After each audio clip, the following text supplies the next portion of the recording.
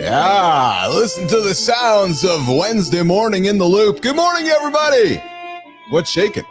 What's shaking? I know what's shaking. Some good tunes to get off the day. Welcome to another exciting and insightful, it's always insightful, episode of Mornings in Live with Keith and Friends. You ever wondered about the subtle yet powerful differences in male and female thinking? Well, we're going to talk about it today.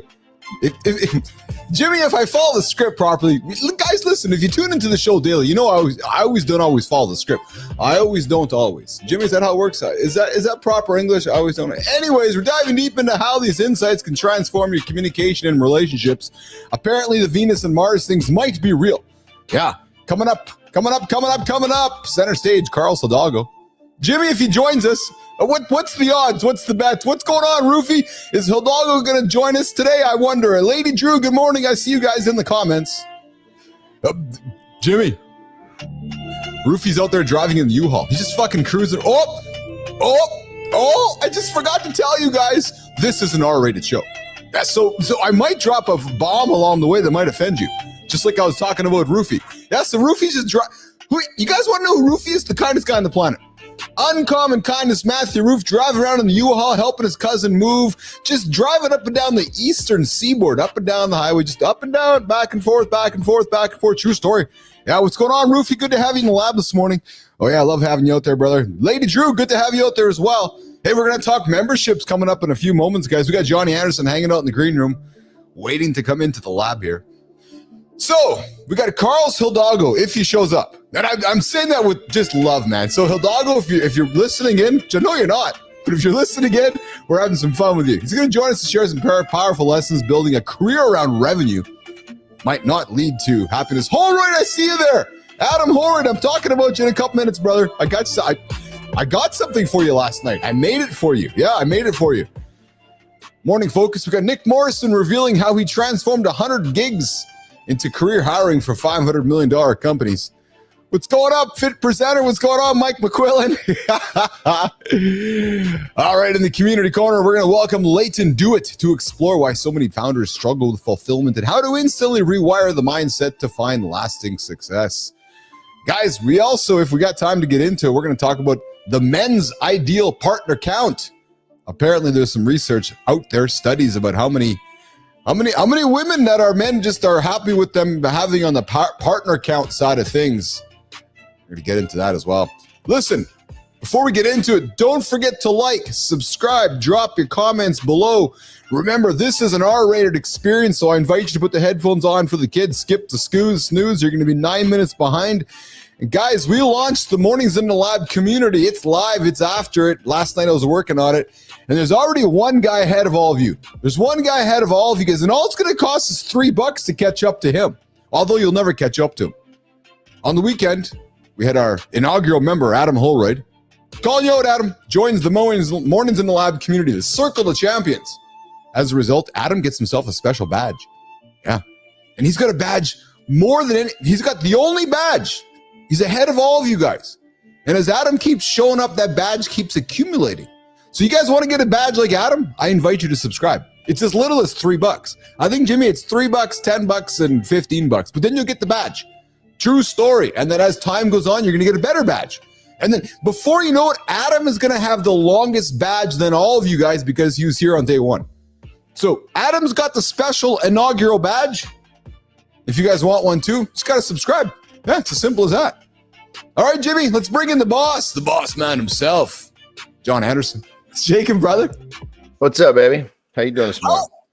I'm awesome. I had a great sleep, brother. I have been so diligent with my sleep. I've been going to sleep. I had a good one last night too. Yeah, we're on the same page. It's so much, but it's like when women ovulate at the same time. We're on this, dude. Because I've been running a test on myself. I've checked this out. Running a test. So my first alarm goes out 2:59. Yeah. Okay. Yeah. And so what I've been doing is I've been turning that alarm off to see if I'm waking up without it, which I've been doing. Right. Okay. But then I thought, okay, keep in mind, that's 2:59. Really realistic. I don't really need to get up that early. I just fucking love it. There's just my mornings I love my mornings. You, me both. So anyway, I turned that 2:59 off, and I thought, well, you know, if I miss my nap or I'm not quite up to speed, I might suck up that extra half an hour, but will I end up waking up before that alarm? So my second alarm goes off at 3:30. So today I slept in literally till fucking 3:28. It was unbelievable. It's like that first or second alarm, I'm waking up before that alarm. It's like my body just knows. Like, I love it. I love it. I love it. Lady Drew Booger, thank you so much. She's joined the Mornings in the Lab community, Johnny. So Lady Drew is now officially a paying member of the community. We appreciate you, my girl. We appreciate that. Johnny, last night I was making... I was going to say, I got some good ideas. This community, but I want people to get in that community and go, fuck, this is worth every fucking penny. Yeah, we're going to work on it. We're going to work on it, man. So last night I made some, oh, you'll love it, brother. I sat down with my chat GPT here, Johnny, and I multitasked. I was out walking around the yard with the dogs, and I had my phone out, and I was making emojis and badges for the community. So true story. I was just walking around on my phone, just tapping in things. And then before I know it, I was walking with the dogs, habit stacking, and I got brand new emojis for the community and brand new badges for the community. So Lady Joe's got a brand new icon. Adam has one. Adam's ahead of everybody else because he was the first one in, which is awesome. And you know what's awesome is that Adam will always be the first one, Johnny. So forever now, Adam Holroyd is our inaugural first member. And don't you love when just one person steps up first? You remember them forever. It's just like the first person, right? To be the first is a beautiful thing. I know. That's one of the best compliments that Tara's ever given me. She said, and she said this just a couple of years. She said this into a couple of years into our relationship. Yeah. She said, you've maybe 2, 3, 5 tops, right? Yeah. She says, you've given me more firsts in my life than ever before. Oh, dude, that's awesome. I was like, fuck, that was a great compliment, you know? Yeah. Of course I was soaking that up. So I was like, give me some examples, because I just was like, fuck, that was made me feel so good. I wanted to live in that moment. And she spent a couple minutes talking about it. And it was just, really what it came down to is she said, I've never been with someone who just you commit to everything you do. Yes. And it just creates this different space. Yes. Yeah. She said, I'm not used to that. That's awesome, man. That's a wonderful compliment because that compliment speaks to character, right? It speaks to habit. It was speaks to everything. That was like, you. I think of like all of every, because at that point I was in my strength career. So I was very ego driven. You had to be in that fucking world. And that of all the things that have ever been told to me, that sits right at the top, if not the next. That's awesome, man. That's awesome. Carlos Hidalgo, I see you in the horizontal, brother. I know you're still working on getting yourself into the vertical stream. All the instructions are right there. Pretty easy to get after it. Check this out. I can say, I know she's sleeping. I know she's not getting up. Yeah. And I know that she won't see this because she watched this, but it's not a religious thing. She'll kind of like go and scroll. Yeah. But today and this was a motherfucker to set up. I didn't realize the language barrier, the challenge I was going to have. But today at 3:00, taking her to this. It was basically a beach on the restaurant, a restaurant on the beach. There's this chicken. I'm taking her to a restaurant on the beach. Yeah. And there's going to be about 20 people there. It's going to be an early surprise birthday party. Oh, that is awesome. Never going to, because her birthday is September 1st. Oh, so she's not expecting at all. No, fuck no. She just knows that I'm taking her somewhere today, but it's, I love it, man. Yeah, and I think I'm going to blindfold her when I get close because she'll start to recognize the cars in the parking lot. Yeah. Dude, that's fun, man. Good on you, man. Lady Drew's coming with. That's beautiful for both of you. That's just awesome, man. And Lady Drew, I appreciate that. And I know, hey, listen, whatever anybody can contribute is wonderful. It's just, we live in a new era now where we can have direct relationships with our audience, and the fact that you guys can contribute is just wonderful. Well, brother, what I was thinking on that level, I so agree with what you're saying, but what I would love is for when someone comes in, if they could be just like some sort of, I don't mean a questionnaire, like some fucking nasty thing, like, what are the top 3 things that you would like to experience in this group? Yes. So if we understand what they want coming in, I know we can deliver it. Plus, dude, I just want to make sure we're not fucking going the wrong direction.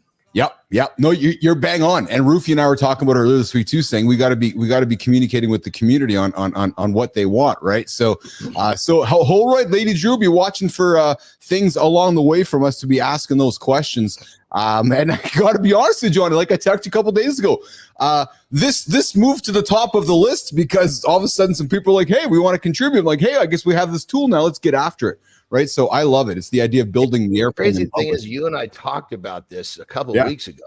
It's fucking beautiful. It's like, I love it. I love it. All on the same page here. Yeah. And the fact that, we're now monetized by YouTube. So you think about it, Johnny, we get ourselves 1,000 active humans tuning into the show every day, dropping $10-20 a month. Got ourselves a nice little community changing lives of men every single day. And I got to tell you, brother, I'm really fortunate that I get to have these after show calls with our guests on the show.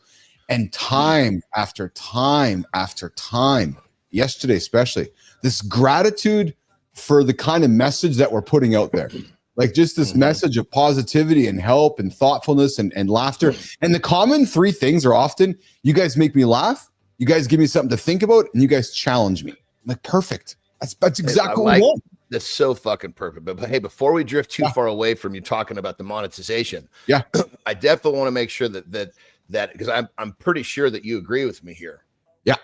So that everybody understands this project is not for Keith and I just to start lining our pockets with money. No. Basically, this project is as we start to make money, we can reinvest it in the project because we want it to be a worldwide thing where it's a movement. Bingo. So don't think that when Keith says 10 or 20 grand, or 10 or 15 grand coming in, that's not going in our pockets. That's going into reinvesting in the show so that we can make this go everywhere. So I just want to make sure this is not just a fucking greed thing for us. Keith and I are both very fucking well off. We don't need money. We don't need to do this show.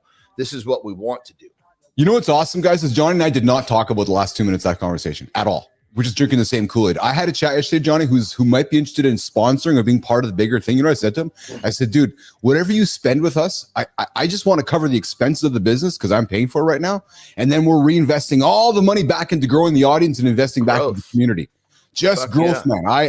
There'll be plenty of revenue to come for Keith and Johnny in the future as long as everybody else is taken care of. Right? If we can get folks getting better lives and healthier lives and get their ass out of bed and brother, neither one of us came into this.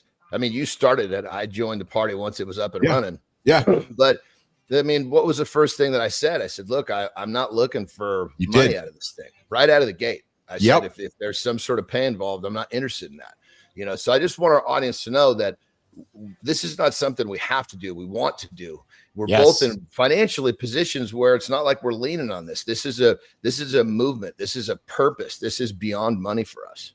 Bingo, brother. Bingo. So good. So true. So, the good news is, Johnny, is that we can use the member community as a way to keep kickstarting. And you know what it does too, Johnny, is it places value in everything, right? And I know you're a big believer in value and I'm a big believer in value. And that's what this does, right? And it builds value. It weeds out the people that 100%. I have another project, project where every Sunday there's a free live stream, which is a great conversation with me and one of my buddies. And so we've both been training for over 40 years. So all we're doing is trying to share our strategies and how it makes it easier. And then if they want to join a paid community, that's there, but it's not a requirement. It's, hey, and so it's kind of the same idea. It's like, look, the community, once you pay in the community, you're going to get a lot more than you're paying for. It's exactly because it's really not about the money. That's right. That's exactly it. Hey, you're hanging out with Keith and Johnny here on Mornings and Live with Keith and Friends. Getting into some of the community conversation with you guys. We're building this thing up, and I got the old notification a couple days ago that Adam Holroyd joined the community. I was like, oh, what does that mean? It means that there's now a couple of dollars coming into the account, and I'm like, okay, I guess we got to ensure we're adding value. But the good news is, I know Adam's a big fan of the content. He's a big fan of the conversations, and Adam, I'm so grateful that what it is, Johnny. For me, I said this to somebody yesterday. The money's the one thing. It's the fact that somebody's choosing to spend their time with you and I, because time, you can't get time back. That is what I'm most grateful for. It's.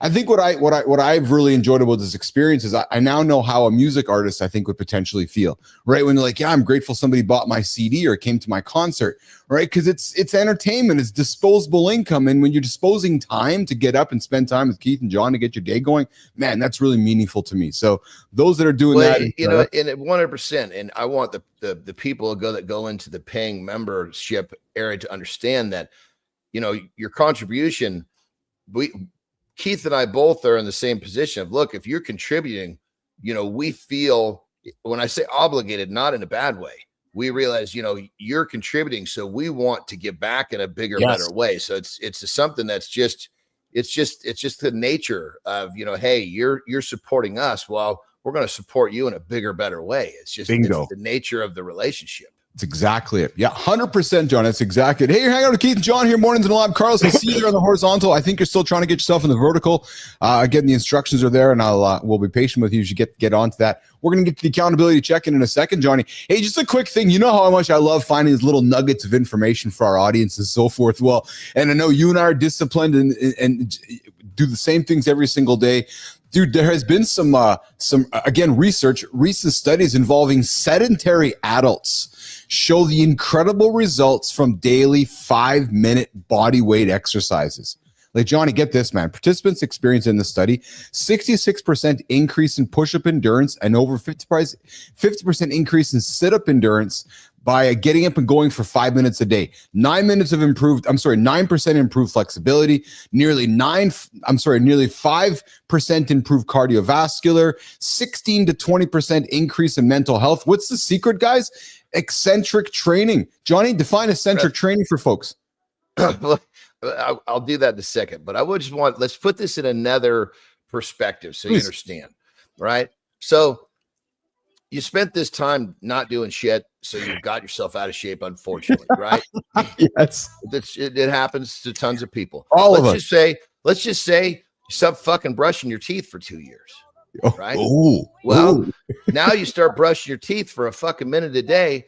Think of the progress that you're going to have with getting your teeth back in line because you just do it a minute every fucking day. So we got to understand here is we can go into the details of what this fucking training is: concentric, eccentric, hit, blah, blah, blah, blah. But you know what really got to focus on? Consistency. 5 fucking minutes. You don't even really have to do 5. 2 would do the job. But it's the fact that you do it every day. 15. I know. I mean, it's the difference between not brushing your teeth or brushing them for 10 seconds a day. You're going to make progress with 10 seconds a day. I never thought about it that way. Fuck. So I love all these detail-oriented conversations, but God damn it, let's not fucking get distracted from what matters here. Yes. Well, so what I loved about this one, because I'm always finding them, Johnny, is that I got to be honest with you, what seems to be happening is that the bar keeps getting lower. A couple days ago it was 11 minutes, and then it was 15 minutes. Now it's 5. You're telling 2. Folks, you can find 30 minutes in a day to get up and get after. Don't give somebody permission to do 2 minutes. They can move for they can move. And the thing about it is, all we need is a fucking non-negotiable of a minute, because once you do a minute, you're going to want to do 2, then 3. That's with most of what I do. I have a very, very small non-negotiable habit. Almost everything. Yeah. Because I know once I start, I'm going to want to do more. Yes. And then what happens is I end up having to fucking stop myself because I want to fucking keep going. But even me, I'm a fucking habit machine. If I have a massive non-negotiable, that fucking voice in my head will be really fucking close to talking me out of starting. I got to tell you, one of the greatest quote unquote inventions that the Peloton platform offered, and as goofy as it is, Johnny, they offer what they call stacks, which allowed me to take one a program and stack it onto another. So for example, I can do a 10-minute yoga on my hips, right? And then I can stack a 5-minute yoga on my hamstrings. Yoga. Yoga. So, but what it allows me to do is, and here's the human psychology and user interface. So I can do, I'm like, I don't feel like doing 20 minutes of yoga today. but yet I do 10 minutes of it. I'm like, oh, I feel pretty good about it. And then I can stack another 5 minutes and stack another 10 minutes. It's like a playlist, right? It's like a playlist of songs, right? Before you know it, I've done 30 minutes of work and I didn't even realize it because I sat down starting with 10. But because I'm loving it, just like what you said, I'm enjoying it. I'm like, I'm not ready to be done yet. I had another 5 minutes. And next thing you know, there's 30 minutes done. I'm like, oh, and then here's the great thing, John. And here's what I think a lot of folks get confused with. Nobody missed me. Like the rest of my day didn't get, just back to what I said to you a couple of days ago. I had a nap for 20 minutes and nobody knew.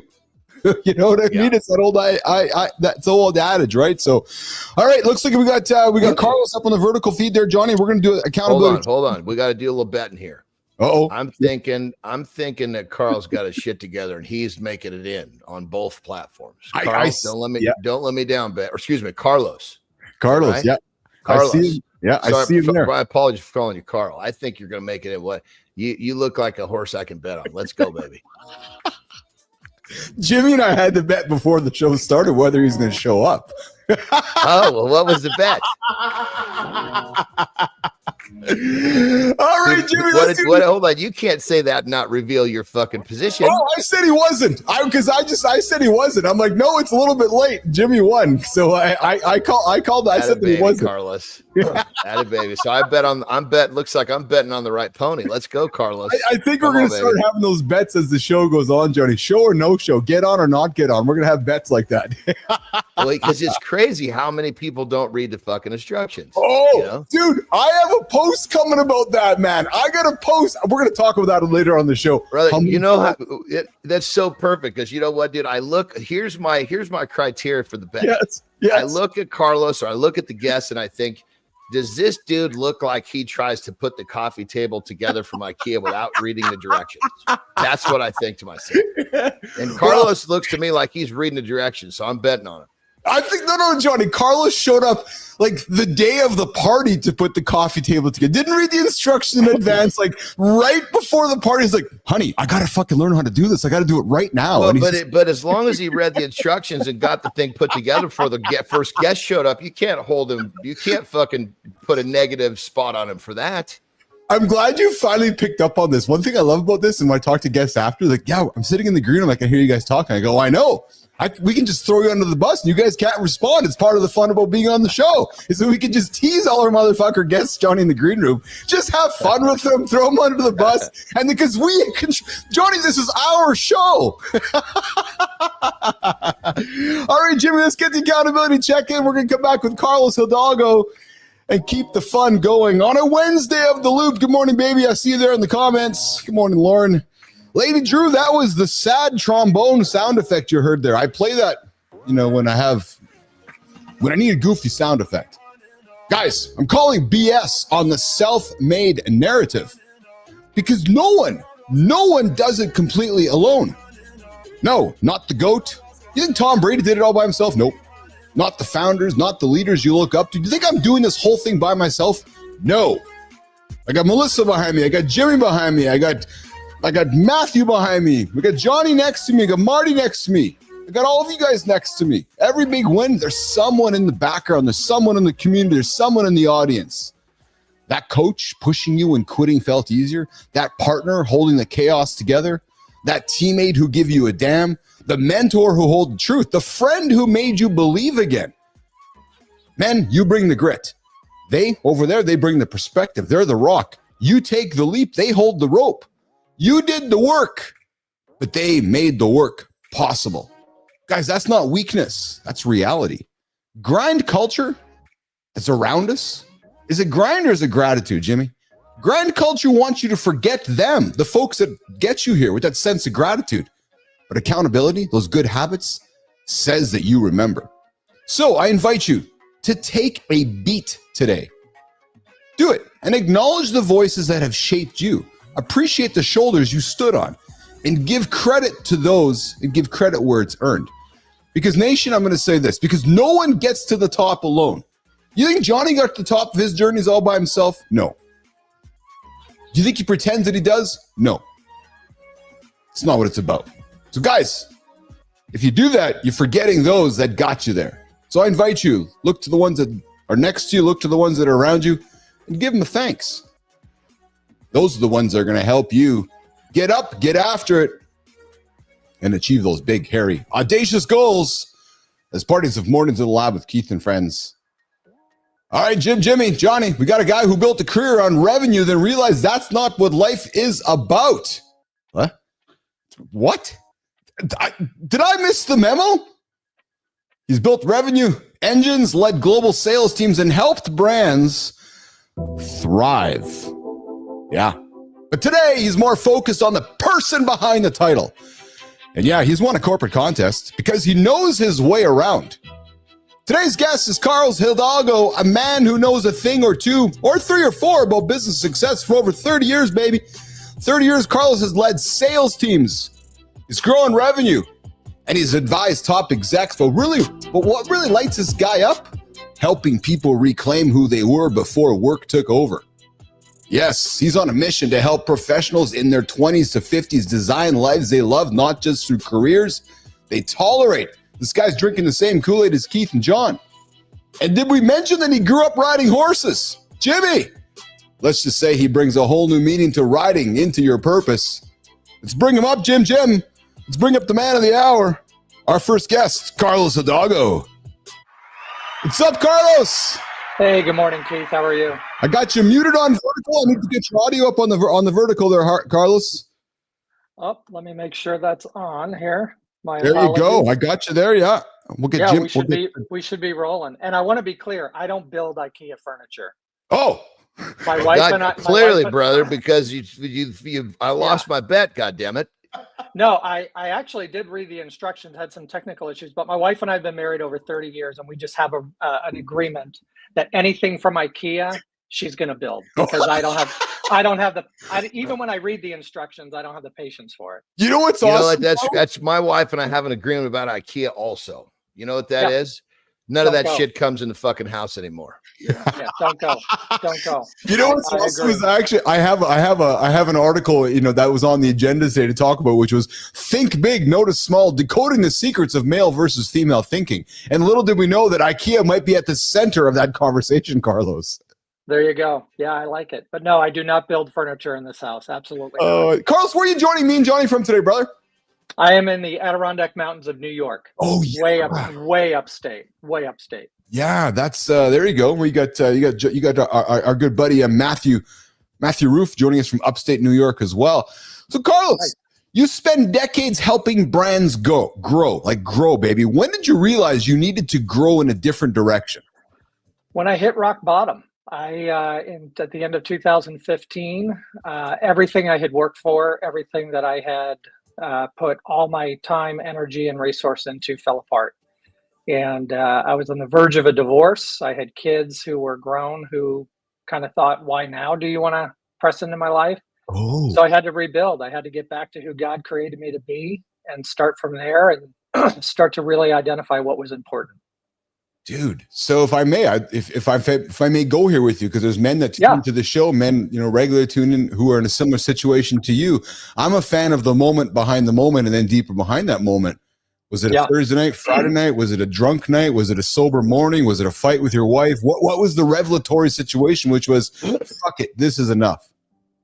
It was the moment my wife realized that I had been unfaithful to her in our marriage. And it was not a moment that, everybody has a excuse. Everybody has a reason. The reality is I just made some really, really bad decisions, and they were small, seemingly inconsequential decisions that led to that point. And so at that point, it was pretty intense. I can say, a testament to who she is, after we talked for I don't know how long, she looked at me and said, I still love you, which I didn't know what to do with. And that started a journey of me kind of uncoupling what I thought I had become, who I thought I was, a CEO of a flourishing agency, an author, a speaker. And I thought, no, I'm actually a beloved son of God, first and foremost. And so I need to lean into that and embrace that as my identity, and then figure out what God wants of me in my life, which was to first serve my wife and serve my family. And if I had taken that seriously, all the other stuff would not have followed. Yeah.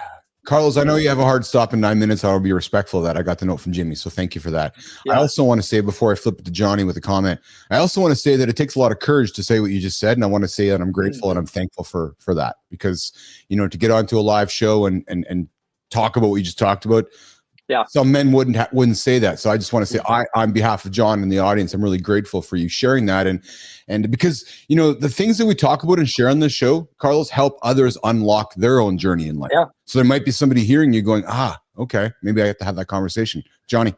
Yeah, 100%, man. It's people tend to not realize, you know, when they let themselves, when you let your standards slip of who you are as a person, the people around you fucking pay for it. You know, so obviously you basically took the step for you to basically kind of re-level yourself up to be that person that then all those problems were disappearing because you got better. You had a better perspective. Right. You're gonna behave in a way that's going to take better care of her. And I think that's, you know, sometimes people get caught. Oh, it's selfish if I focus on me. No, focus on you so you can be a better you. So you stop fucking up. And that's exactly what you did. And I love the fact that you laid that on the table, brother.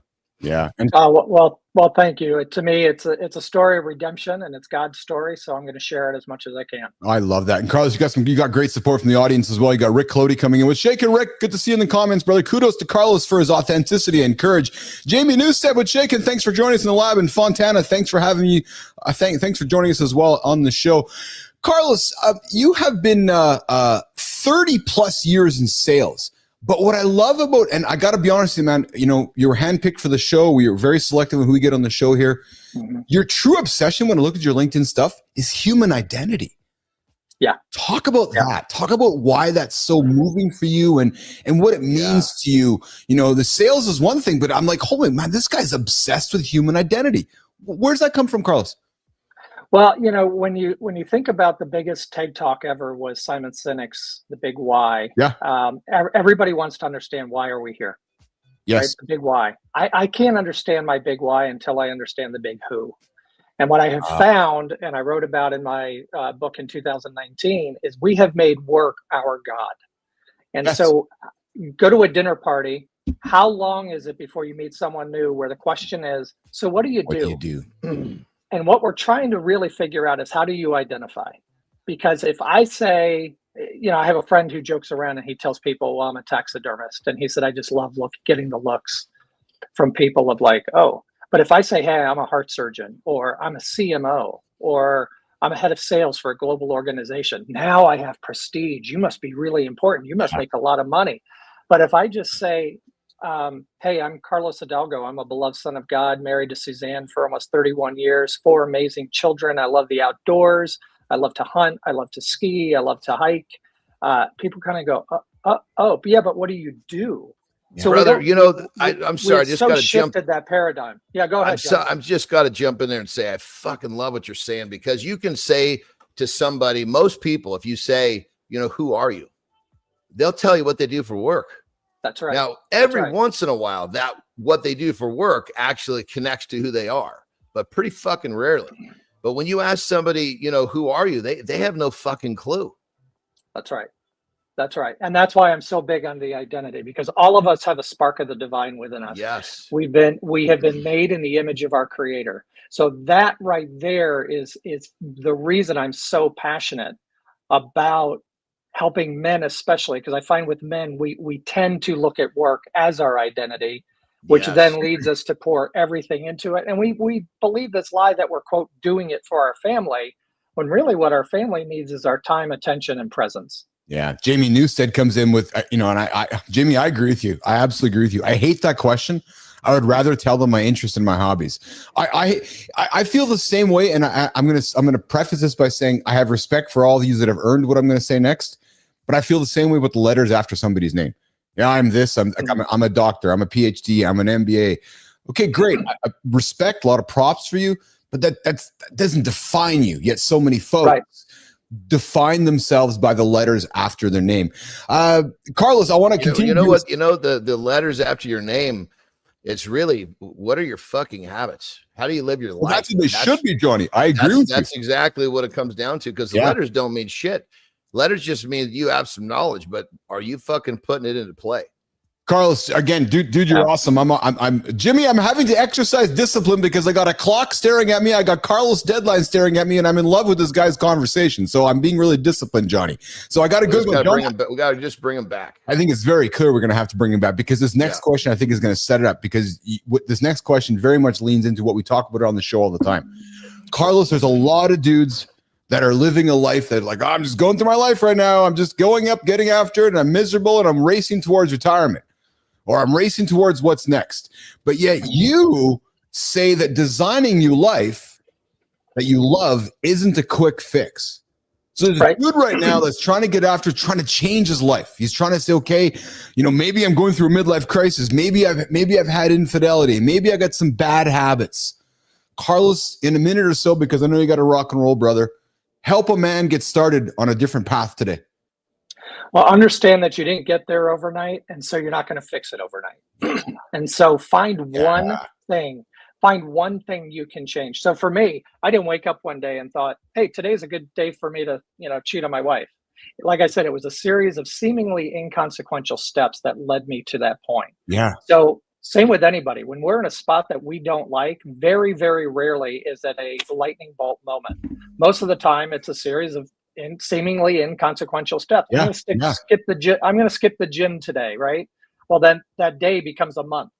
So find one thing, one choice you can make today that's going to start to turn that tide. It may be just going home and telling your wife you love her. It may be going home and apologizing to her.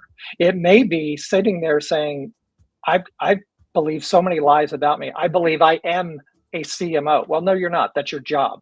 Whatever that lie is, whatever that thing you've come to believe is, just take a step today and say, I'm not going to believe that anymore. And then write it down and put it in front of you so you remember it.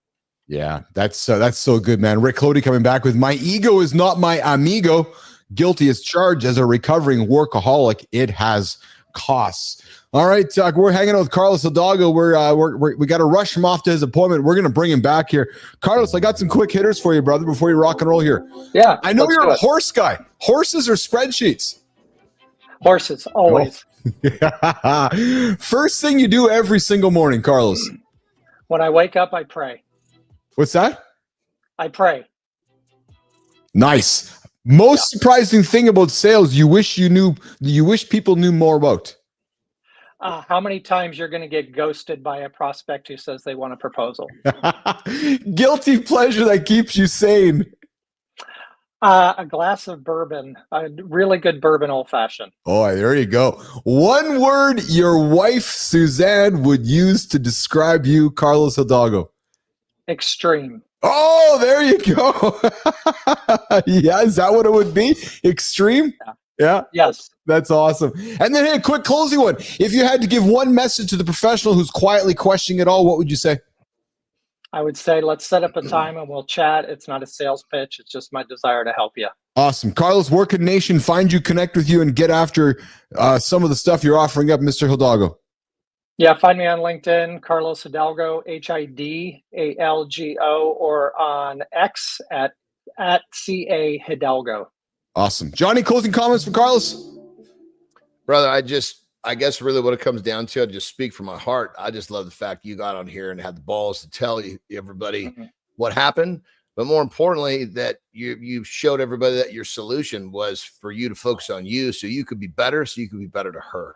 And I think that's what's missed in this whole thing. I appreciate that. Thanks so much. Hope we get a chance to talk again. Absolutely, brother. All right. I got some IKEA furniture I got to get to. Awesome. Right on, brother. Have a great day. All right, Carlos. Thanks, take care. You good? All right, Jimmy, let's walk Carlos out of the lab here. We're going to keep the show going here at 8:40 Eastern time with Keith and John. Mornings in the lab with Keith and friends. Johnny, you want to step up for a little break, brother, before you come back and we'll keep going after it? Yeah, give me a piss. If we, sometimes I think I'm going to be okay, and I'm not. So I need to take these opportunities. So thank you. Yes, brother. Just go. Yeah. All right, Johnny's off for a little maturation. I learned that word growing up in high school, maturating. Rufy, did you maturate? Yeah, true story. Oh, I love this dude. Jimmy, I just love this song. Carlos is a bomb. Carlos is dropping nuggets left and right. I found myself rushing through my little bullet point notes because I know we had to rock and roll, but we're going to bring Carlos back here. Like I said to you guys, that takes a lot of fucking courage to get on a show, get on a live conversation and talk about the challenge you've gone through life and the missteps you may have had. And I got nothing but respect for that. All right, just a reminder, guys, we got a live Mornings in a Lab community happening here on the show, and we were prompted by our inaugural member, Adam Holroyd, to get after it. So you guys are going to see some names in the comments that are green. Well, what does that mean? That means they are a member, a paying member of the community. And before you go, oh, paying bill us, you guys are charging? No. This is a free morning show. However, if you feel like you're getting value and you feel like you want to contribute, we have three members. We have three membership tiers now that are part of the plan. $3 a month. I think it's $10 a month, and I think it's $20 a month. What do you get for it? A bunch of great things that we're offering up and we'll continue to keep offering up. But most importantly, what you're going to get for it is we're going to continue reinvesting in the show. And like Johnny said earlier, this is not to line Uncle Keith's pockets. This is not to line Uncle Johnny's pockets. No. This is to reinvest back in the show, to keep getting better guests, to keep increasing distribution, to keep paying, the folks that help bring this show alive, other than Uncle Keith's pocketbook. So I invite you guys, if you want to contribute, but please do not feel obligated. All you guys hanging out, the best we guys could also contribute is tell all your friends and family that you're part of the greatest morning show on the planet, Mornings in the Lab with Keith and Friends, that gets after it every single day here on the show.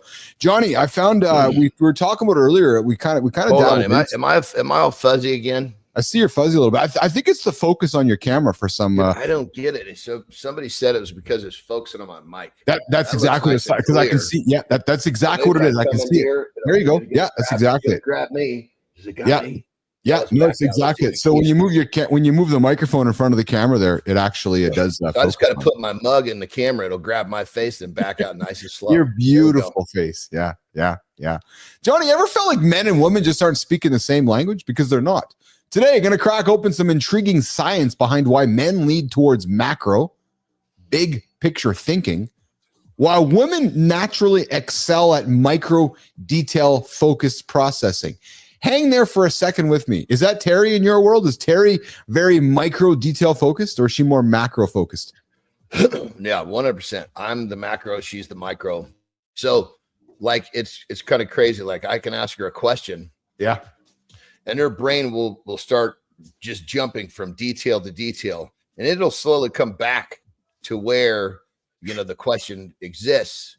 Sometimes it'll actually have the information needed, sometimes not. So I let her do her thing, and we've had plenty of conversations about let my female brain do its thing. I let your male brain do its thing. Sometimes when it wraps back, I say, okay, I request some helpful information.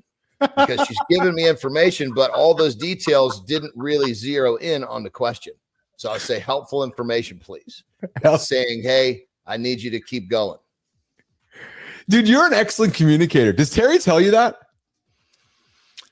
Yeah, I mean, I think she would probably argue that I'm probably an over communicator, which I would agree. I tend to over communicate with her, largely because when I really love someone, I tend to. It's like, I think there's a deep rooted thing where I'm worried that they don't understand how I'm feeling. And I know that if I convey how I'm feeling, I think that's the security, you know what I mean? And I know that's important to you. I do know that's important to you. And I know that you like to have the context around the feelings so that somebody knows that if you might not have used the right words in explaining, that you want the receiver of your information to know the intent and the feeling behind it. That's a good one, right? You just said that because I might use the wrong word. Terry's brain grabs a hold of that word and starts fucking taking off in that loop. And I'm like, God damn it. I got to wait for her to get all the way back here and tell her that was the wrong choice of fucking words. And sometimes by that time she gets back and she's so wrapped up on that word, I can't get her to fucking bust it loose. And I'll even call it out. Call it out. I can see her fucking. I'm like, I need you to let go of that word by the time you get back here. That was not the right word. Please allow me to stricken that word from the record. Like wrong word, wrong adjective or whatever it is, Yeah. Communicating is the thing I would say about communicating with especially with people that have been together a long time, or people that spend a lot of time together. Yes. There is a unique form of communicating between every fucking relationship. And you have to realize that that the way you do it with one relationship is not going to be totally transferable. There are principles for sure. Yes. You know? Yes, absolutely. Well, and so, some of the science, Johnny, leans into the global local processing. Men typically excel at global processing, grasping overall concepts quickly, whereas women typically thrive at local processing, adapting, managing detailed information. And then, Johnny, there's obviously the neurological foundation. This is where we need AJ in this thing. Men show stronger intrahemispheric connections favoring abstract, where women have robust interhemispheric connectivity, enhancing detailed simultaneously processing. I'll use Lauren as an example. Like, we got a party coming up, and Lauren's thinking about the detail over there on the napkin with the thing that's covering up the pen holding the napkin, and I don't even see it.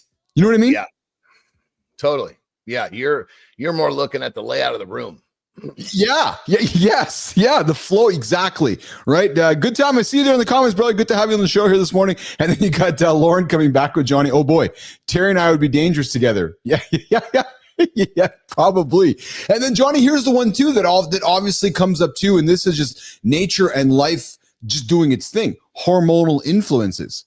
Right? Women's cognitive styles fluctuate with hormonal cycles. And this is just fact. There's no blame, just reality is there's hormonal cycles. And men too, right? Shifting between global and local processing, indicating greater cognitive flexibility.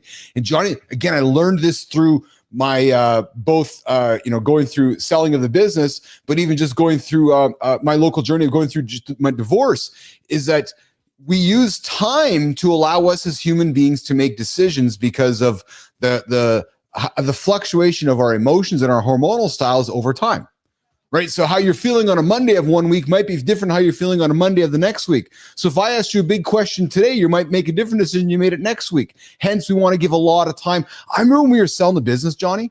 Dude, I got to tell you, when we were selling the business, there were some decisions that we would take multiple weeks to make, because how I was feeling one week was different than how I was feeling the next week.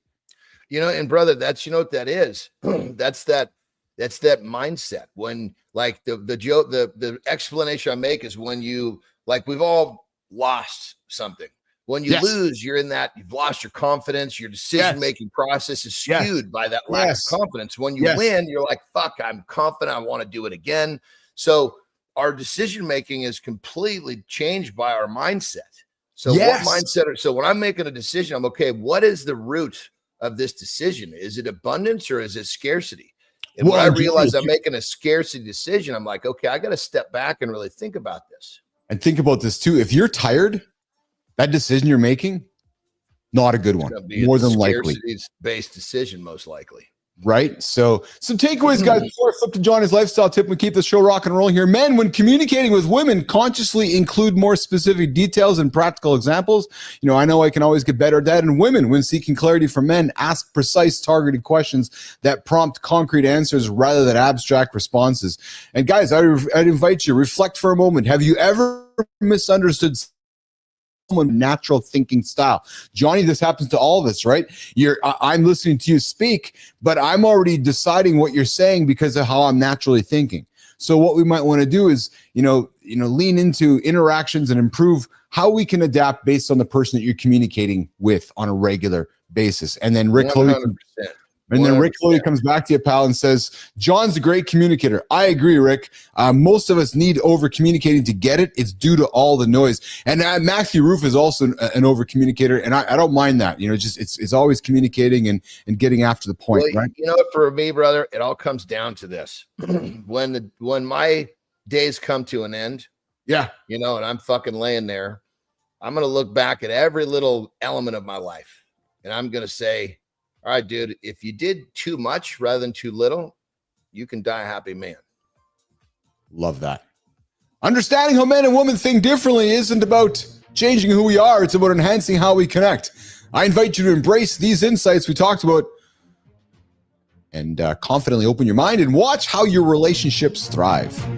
All right, guys, Johnny's going to do the lifestyle tip, and we're going to come back with more big topics. We got a couple more guests coming up in the second hour. Let's get after Johnny. I'm going for a pee break. Jimmy, I'm going. Well, let's kind of go. Let's touch a little bit on the thing we talked about earlier with the guest. Is that most people, when they're asked who they are, they answer with what they do for work. And that's because somehow you've created an identity with what you do to make money. When in actuality, who are you is a question about who you are. What do you stand for? What are your beliefs? What are your values? And it's a symptom of the fact that people don't spend enough time investing in themselves to actually develop that shit. They spend all their time at their job, which is not any form of self-development in most cases.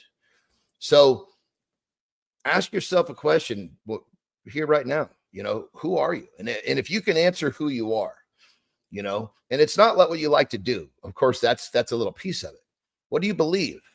What are your values? What do you stand for?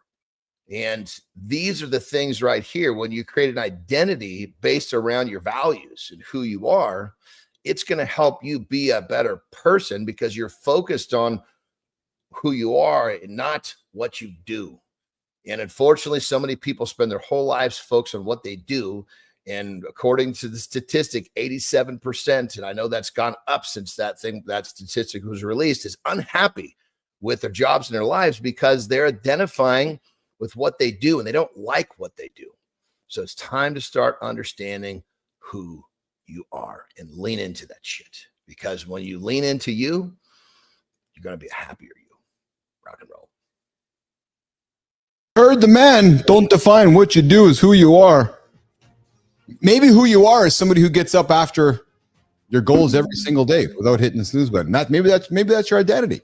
Maybe that's what it is, Johnny. Who are you? I get up every single day without pause and I attack my day. I mean, the first thing out of my mouth, 100%. The first thing out of my mouth is it's almost like the very surface level of who I am, not what I do. Yeah, is that I do what other people won't do. But what does that mean? Well, that means I have a way of life. I live a way of life where I focus on me so that I can be a better me. So when my loved ones wake up, I'm a better me. Well, I didn't know that about me until I met you. And I talked about yesterday, I talked about last couple of days that because I didn't know that could be a thing. And what I mean by that is just being able to identify with how you identify. Because I feel like I do as well. Maybe not to the same extreme as you do, but and I don't mean that as a negative. I mean as a compliment. Yeah, but totally.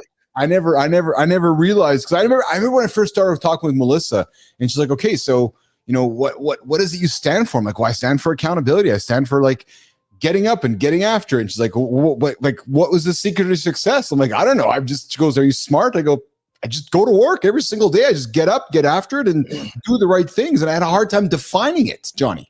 And here's the thing.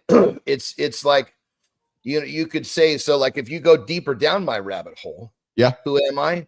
I'm a guy that, I live my life in a way to try to inspire and help other people change their lives. That's really who I am. That's what drives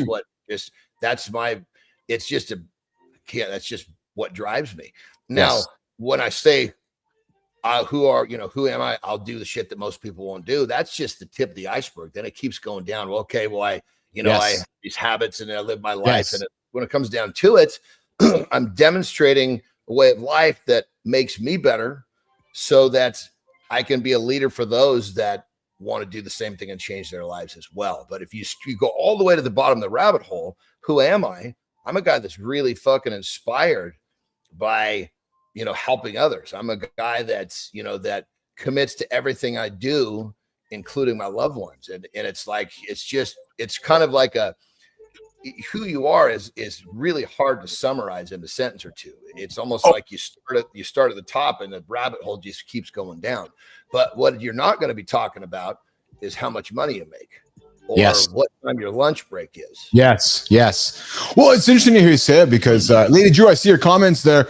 Spend quality time with oneself to truly learn exactly who you are and then shine yourself in all positive ways. and things. You're absolutely right. Well, Johnny, and the thing with identity, you know, when we link ourselves to identity, I'm the first person to admit, brother, when I came back into the world here a couple years back and was like, okay, I'm going to get after it again. Like, dude, I was lost because my identity was stuck in the old ICUC world. And like, okay, so who am I now?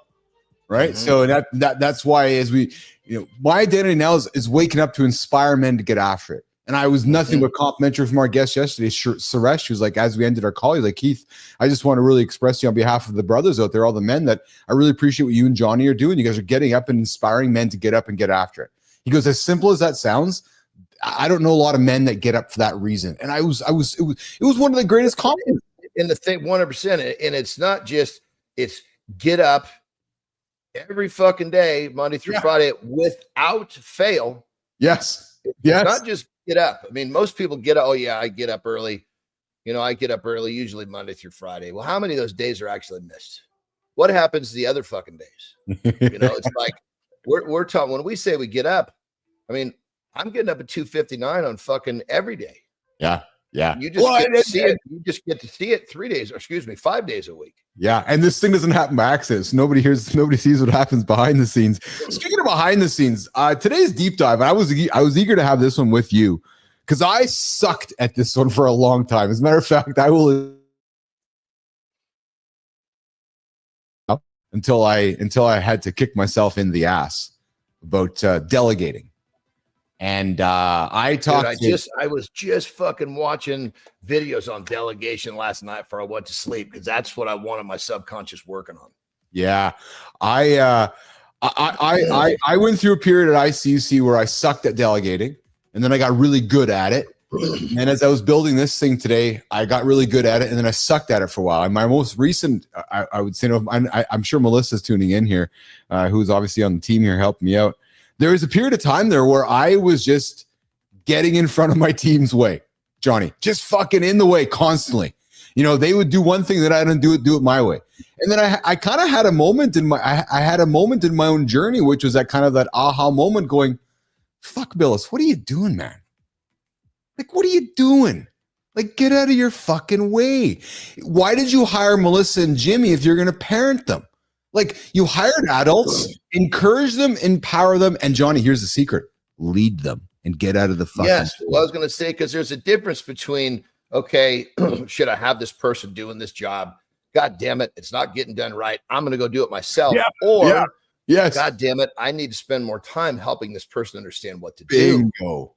And that was something that I guess from the standpoint, I learned that pretty fucking early on because. Yeah. You know, as a young guy, I built my first business up to 25 people in my 20s. Yeah. And there's no fucking way I was going to do the work of 25 people. No, there was no possibility. Of course. I basically just kind of created a duplication process. Yeah. But as you know, as a strong-willed human with a vision, you know, I would say that would describe myself. There's times when I'll use the restaurant analogy and I'm the chef. No, only I know how to make the pizza the way that I want it made. There's no truth to that. I can teach Melissa, Jimmy, Johnny how to make the pizza the way that we want it made and then empower, encourage, and teach. But what I have found is that, especially we as business leaders or starting businesses or growing teams, often we don't want to take the time to pause to teach. And again, I'll put my hand up to say I was one of them, and I have been one of them. I've been one of them even recently, right? Which is, it's just easier for me to do it myself. No, it's actually not. You need to pause, take some time, invest it into that human, and recognize that every day I'm investing that time into Johnny. When I can let Johnny go, I get all that time back myself. And I'm saying this out loud because I know a lot of guys are like me that are stuck. They're going, I'm just going to do it myself. No, hold on. Say in your head that you're going to say, okay, I'm going to pick a random number. I'm going to take 10 hours this week and I'm going to give it to John to train John. And I'm not going to bellyache about it. I'm not going to bitch about it. I'm not going to go to bed at night thinking I didn't accomplish anything. No. I know I'm accomplished something because I'm teaching John that at the end of those 10 hours, I get 20 hours back because now John can make the pizza. Now you're free. The 10 hours is a down payment. Yeah. 20 hours of down payment. That's 10 hard to do though. That's hard to do by 1,000 over time. Yes. But I know but again, when you got to hire somebody, you got to write the job, and you got to bring them on, you got to interview, and you got to sit down and hire them, and you think, and then often, John, you look at the list of things you got to do. Fuck it, I'm just gonna do it myself. No, trust me, because I've been that guy. And it's gonna take somewhere in your journey to learn that. But if you can find the courage to say, no, I'm actually gonna pause. I'm gonna delegate. That is magic. When you can do that and build a team around you of delegated human beings. Magic actually happens. I'd be curious to know Chloe's comments. Rick, I know you're tuning in right now. I'd be curious to know your feedback on the idea of delegating, Rick, and how it works in your world. Johnny, when you're building your teams today, you spend a lot of time training before you delegate. Yeah. So I have a couple of team leaders, and I've basically created these guys, and they're so good. What I do, I'll go through the hiring process to make sure I'm bringing the right character in. Mm-hmm. Then I hand them off to a team leader who, to be totally honest, have been the process that I've taught. Yeah. They've been doing it, so fucking well. They're probably better at it than I am now anyway. Well, that's powerful when you can do that, when you can step away from that, right? Yeah. And so then what happens is, it just happened recently, is that, okay, we started to realize that one of the systems was breaking down. Like, God, why are we having this same spot? We identified this one spot where there's a problem. So then I jump back in. And so it's kind of funny. I mean, I literally have to, bring me from the front to the back, because I have to fucking refresh my memory. I need to get my mind back into that space again. I mean, I know it. I could read the documentation we have, but having that conversation, then what I'm doing is I'm bringing my business experience and my psychology and understanding human beings, along with a little philosophy, to basically plug that hole in the bucket. That makes sense. Yes, it absolutely does. We update the system, and the system continues. Then he goes and fills in everybody else on what, the plugs, that was what we call them, that we've added to the system. Because once you identify a leak in the bucket, you got to create a plug. Yes, 100%. That's exactly what you need to do. Or else, the analogy is the hole keeps getting bigger and you can get flooded, right? So it's stopping you before it gets too crazy. For us to be successful, there are certain things that I will do that if I'm not doing what I'm doing, like creating content, that's me. Nobody else can be in front of the camera but me. The way that we're set up right now with my high ticket clients, that is me. Now, granted, there is lower versions where you don't get me, right?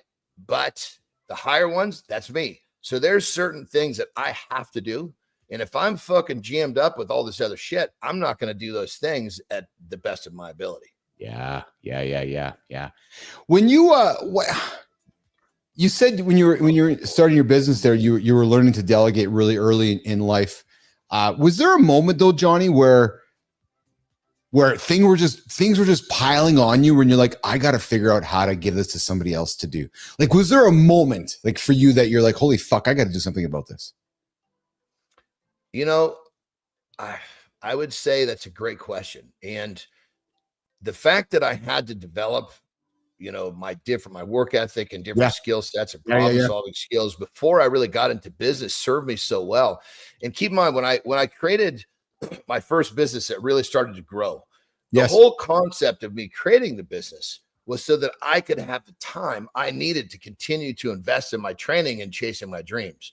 So it was never the idea of I'm going to just build this business and, make a shitload of money. Of course, making money was part of it. But the primary thing was I need to make sure that I do this in a way where I have the time that I need. That was the primary purpose. Yes. So based upon that, delegation was always right at the forefront of what needed to be done. I want to stay here for a second. Why do you think delegation, because you were listening to it last night on YouTube before you went to bed. John, in your opinion, why do you think delegation is so hard for many of us to do? Well, I think, and it's because usually, I guess you would say, like, let's just say Jack Smith, right? Yeah. He starts a business, he does really well, and he becomes a millionaire, right? Yeah. And in that process of becoming a millionaire, he's fucking kicking ass. He's a baller. Well, he also believes he can do shit better than everybody else. And he has a hard time letting go of that. Yes. So if you believe you can do it better, Yeah. Well, then, of course, I want to make more money. I want a bigger business. I need to keep doing this because I do it the best. Well, you're going to be fucking stuck right there. There are very few, 7-figure companies that have some sort of a chain of command. And once you get to 8, the guy that owns, or the guy sitting at the top, he's got, very few responsibilities. Not that he's not doing a shit, but he's got a team of people that are handling everything. Yeah, so true. Morning to the lab with Keith and friends. You're here with Keith and John, kicking off hour 2. Matthew Roof coming in with doing something Monday through Friday, get you to 70%. At Saturday, you're at 85%. True story. Think about that, right? Taking 2 days out of the 7. Taking 2 days off out of 7. I'm only training 5 days a week. Oh, yeah? Yeah, do that over a month. How much percent is that you're not training? Guys, first hour we got into, we talked how 5 minutes a day can transform your body and mind. What Keith and John talk about is just doing 5 every single day. We talked about decoding the secrets of male and female thinking. We had a little conversation about that as well. We had Carlos Hidalgo join us in the first hour. Carlos revealed some pretty interesting, thoughts through his journey in life. Johnny? Yeah, I'm sorry. I meant to share this in the beginning, but somehow we always get started on some fucking fun shit, and I got distracted. Yeah. So there's some, and I don't want to quote anybody or anything yet, but there is a lot of really interesting feedback. You could probably put research in that too. Yeah. That's supporting that high levels of vitamin C actually has some ability to how do you hate the word, use the word block, maybe inhibit, slow down cortisol. Oh, interesting. Yeah. So see this? Yes. That's loaded with fucking vitamin C. I'm running the shit up. I'm running a test on myself today. So lean into that test. Is that water with vitamin C tablets? I know it's not just okay. Let me have some fun with you. Hold on. I know you didn't go to the grocery store to the freezing section and buy those frozen cans of orange juice that you'd eat out of the thing like a I don't go to the fucking grocery store, period. You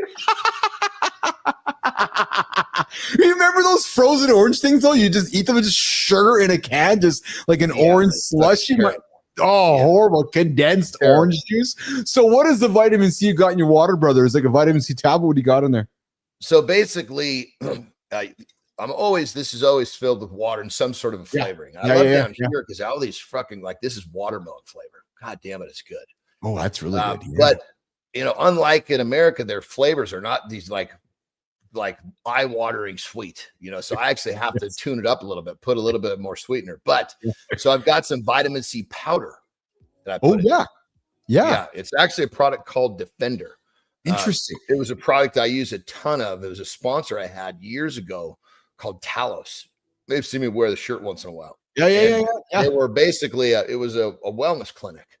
And so when I was on the air, I was traveling all the time. They were like, look, you got to use this Defender because it'll keep high levels of vitamin C was also part of their strategies to, defend different type of, I guess, sicknesses and shit that you could be picking up while traveling.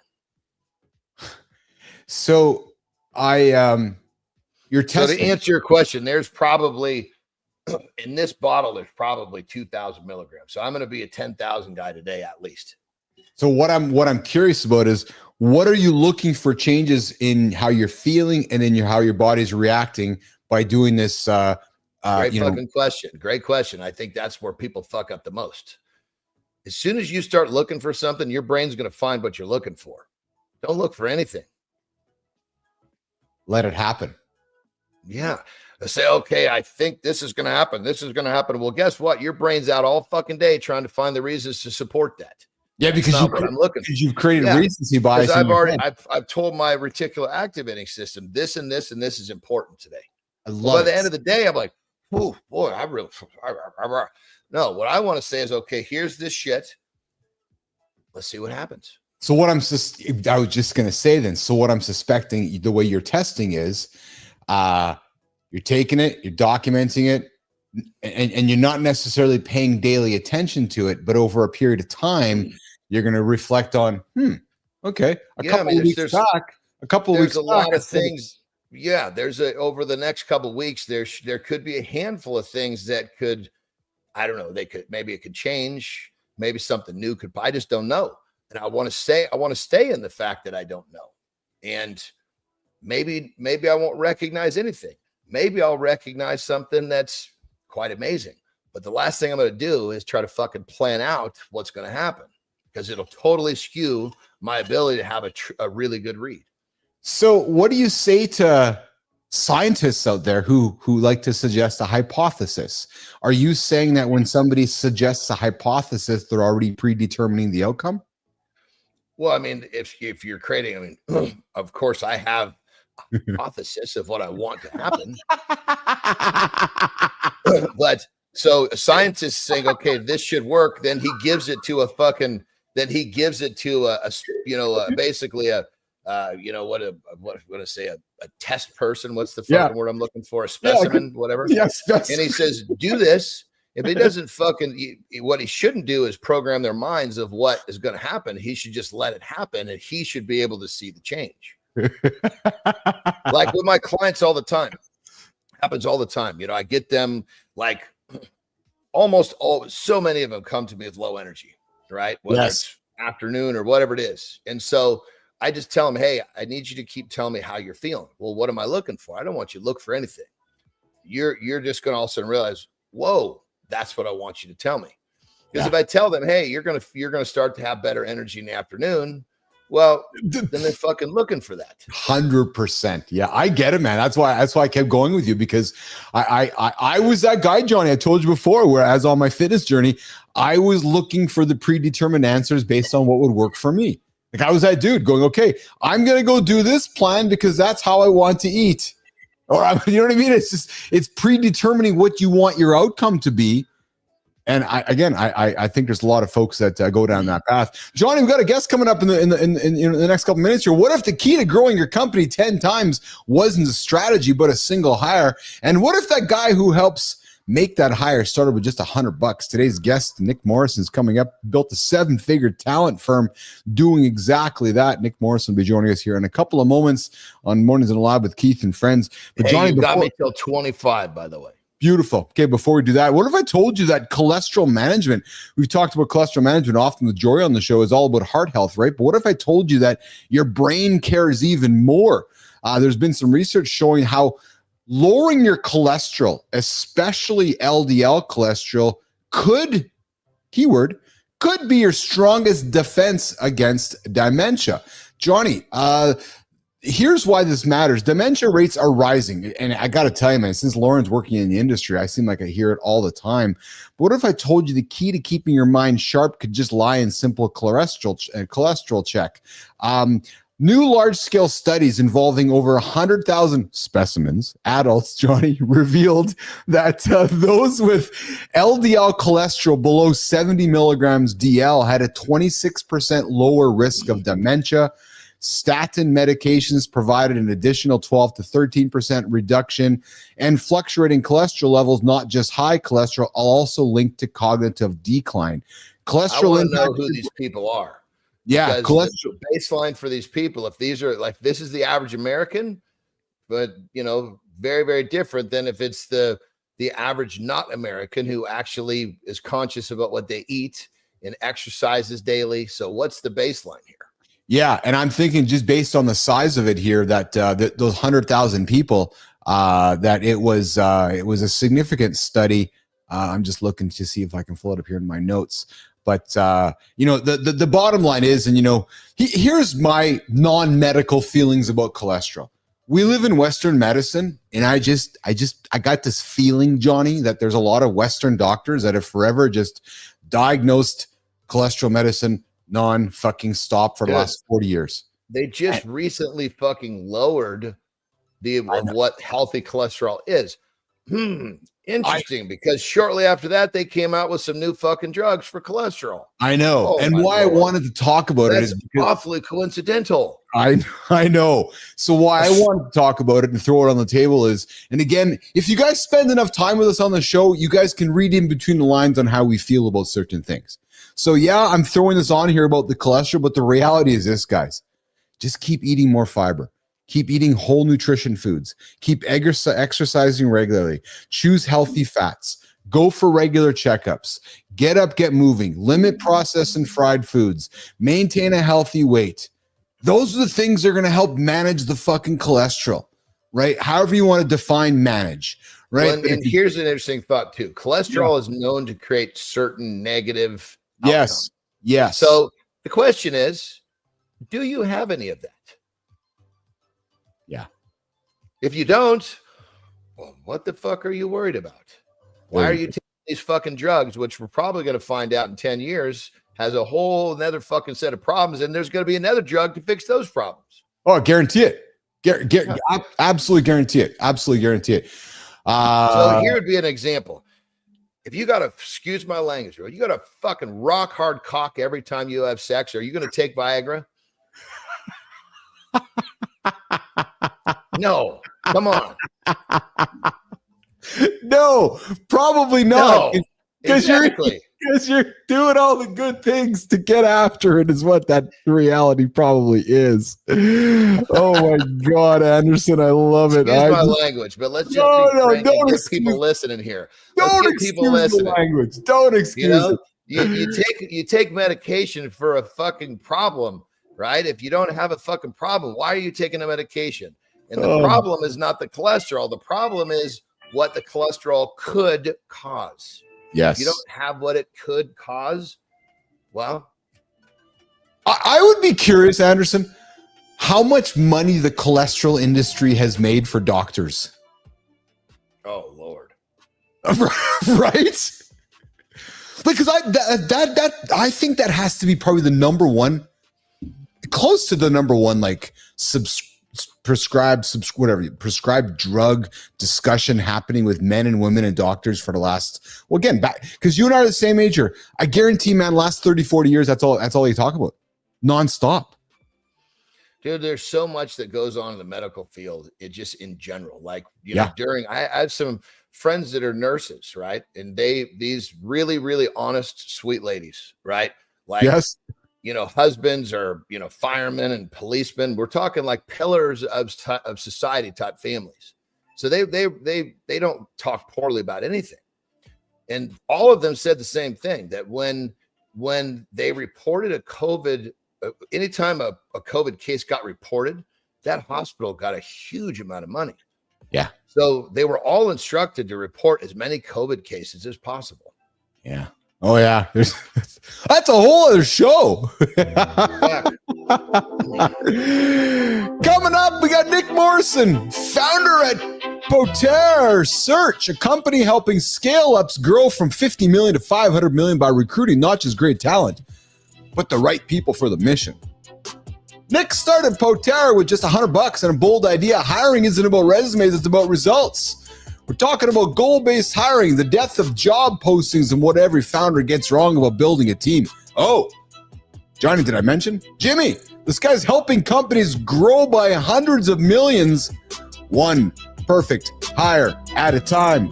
This morning, Mornings in the Lab with Keith and Friends is excited to introduce all of you to our new friend, Nick Morrison. What's up, Nick? Good morning, guys. How are you? How are you, pal? Good to see you today. Man? I'm doing great. Good to see you. Thanks for having me. Where are you joining us from, pal? I'm joining you from Phoenix, Arizona. Oh, good old Phoenix, Arizona. I've spent enough time in Phoenix, Arizona in my lifetime and so forth with family down there. You got Johnny over in California just next door to you. And how's your day started? You got up early for us, pal. So far, so good. I'm on coffee number one. That's awesome. That's awesome. That's awesome. So Nick, you have an ideal audience of CFOs, CEOs, and heads of HR that you might just think that you're another recruiter until you realize that you're an architect of growth. Talk about that whole idea of being an architect of growth, Nick Morrison. Yeah, I mean, we work with companies that have got a great vision and a direction for where they want to grow, and they need the right people in order to get there. A lot of founders and CEOs tend to get frustrated that they've got the vision, they know where they want to go, and they're just not getting there. Oftentimes, it's the people that are executing that mission that can be the change that can really get you there, the catalyst to get you there. So, dude, you started Potere Search with just $100. Yeah. What gave you the guts to do that, and how did you land your first client? I was in my, I was pretty young at the time, so fearless may be part of it, but Yes. I just believe that the work that individuals are doing in our society is very important. Like the work and what they do in their life is really meaningful to them and can change their lives. And then also, if companies are doing good work in the world, we ought to have more of them, right? They ought to be bigger and better and doing more. And so I just didn't think anybody else in the world was doing it. So I figured I would start it. That's awesome. Nick, why are job postings dead? And what should companies do instead? Yeah, well, in a limited job market where we've got really low unemployment, it's tough in order to find the best people on job postings. And the companies that we work with, these scale ups, they need the best people in order to grow through that phase. And so in order to find the best people, you got to go and engage with everybody. And not everybody's applying to job postings. A lot of time, the best people, they are working hard in their current role, they're dedicated, and it takes somebody like us in order to call them, shake them up, and get them interested in the new job. Yeah. Johnny, questions for Nick? Or do you got a rock and roll here, bro? No, I love the fact that, when you said fearless, because, yes. It comes down to it. If we keep, you eliminate fear from your decision-making process and your fucking life has changed. Yes. The problem is, as we get older, we become, when we're young, we're young savages. We get older, we become pussies. It's true. It's true. And Nick, we were talking earlier about delegating and the power of delegating and how it's so difficult for many of us to delegate stuff. But you talk about goal-based hiring. Can you break that down for us with a real example of what goal-based hiring is? Yeah. A founder has gotten his company or her company to $100 million in revenue. They want to get to 500 million. You need the right, there are many different hires that you need to make in order to get there, but one of them is a CFO. And so the CFO is responsible for getting the largest value out of your company and keeping you safe and protected all along the way. And so the CFO, they're going to be ensuring, the difference between hiring a good CFO and a bad CFO is like $600 million. You hire a great CFO, even if you get to your revenue goal of 500 million, you hire a great CFO, that's like 1.2 or 1.3 billion in exit. You hire a bad CFO, that's like 6 or 700 million. And then the average is like $1 billion exit. And so if you hire the right CFO, they're going to ensure that you're getting the greatest value all along the way and they're setting you up for the proper exit. And typically that cycle is 5 to 6 years. Yeah. Nick, you've built successful businesses from scratch, and before Johnny exits here, throw us a nugget on the table. What's one leadership lesson that stuck with you during your journey since year one? It's about learning and developing and growing oneself. The biggest difference between somebody being able to scale a company through that phase is their willingness in order to grow and realize that they don't know everything. And there may be some people around that they need people around to teach them some things, or they may just need to develop themselves. But it's the willingness and the capacity in order to grow. Why does that seem so obvious, but yet so difficult for us, Nick? Like that just seems so obvious. And Keith John talk about all the time, embracing learning, embracing curiosity. But yet I see you nodding. Is the natural default from, again, we're a men's show, is the natural default for humans just to go into a blinders and not want to learn? Is that what you suspect? More often than not, yeah. And I think that separates leaders, people that get to maybe the top end of their career or the top end of their field. That's probably the difference maker between those people and the people that are average. And so I think and there's probably some psychology and some physiology into this whole thing that we're meant to be protected and it's difficult in order to learn or grow. But if you can get outside of that, if you can challenge yourself to learn and grow, then you'll be one of the best and excel to the top of your field. But for most of people, it's kind of easier in order to be comfortable. And also there are a lot of demands in life. We've got families and life and all sorts of different things. And so it takes somebody who's dedicated to growing themselves professionally. Well, you see that person that stays in his comfort zone, his decision-making process stays the same because he's not moving. He's not growing. That person that invests themselves, that's constantly improving, his decision-making process continues to change because the new information, he's gotten better. Our decisions is what fucking changed the outcome of our lives. And so if you just sit there and think I'm going to stay comfortable, you make the same fucking dumb decisions you're making right now for the rest of your fucking life. Exactly. Yeah. But if you're committed to growing and you're always curious, then maybe you don't, you're finding new innovative ways in order to excel and grow. And now today in the age of AI and machine learning, people are doing all sorts of catalytic things. Yeah. And once people get started on that path, it becomes pretty fucking addictive. Like you want more. I mean, for me, if I don't feel like I'm uncomfortable a little bit, it freaks me out, because when I'm comfortable, I know that nothing's changing. And I know that for me, change is everything. Yeah, I'm with you. I find myself getting in these modes of learning, right? Where I'm like, I do a lot of like landmark seminars, and I do the EO stuff, and I'm in, going to all these seminars. And I find myself going in there, and then sometimes I'll like slip and get out of it. And then I'm like, I don't want to learn, or I don't want to pick up the new book, or I don't want to go to that seminar, and kind of get in that mode. So it's kind of easier to like keep in it and just keep developing yourself. Find some sort of system to keep developing yourself. Johnny, before you go, I know you got to go, buddy, here quickly here. Before you go though, Nick, I get up in the morning and do my reading, and I read every single morning. When I come across like new things that I learn, or new tools or AI tools or things that I can learn and make my brain smarter, boys, my dopamine shoots up. I get all nerdy and excited. Oh my God. And I just want to like fucking nerd right out. I'm like, I just want to shut the world out and be. So this morning I got up, I got access to brand new Google Gemini Ultra, the brand new platform. And I was fucking nerding out, Johnny, for the first half hour. I just wanted to sit and learn.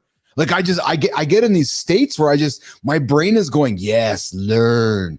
And I think if you always got that to look forward to. Oh, I love it, John. I do. I get up and I read, and it's like fishing. I open an article, I'm like, oh my God, I love that. There's something new there. And then my brain just activates. And that's why I asked the question, Nick, why this is not more common for humans. And I said, I'm kind of weird about it, because I know the dopamine hook that comes when I get to learn something. I'm like, yes, love that feeling. Love it. Johnny, I know you got to rock and roll, brother. You having yourself a great day, pal. Enjoy the day with Tara, and we'll talk to you tomorrow. Okay, pal? You got it.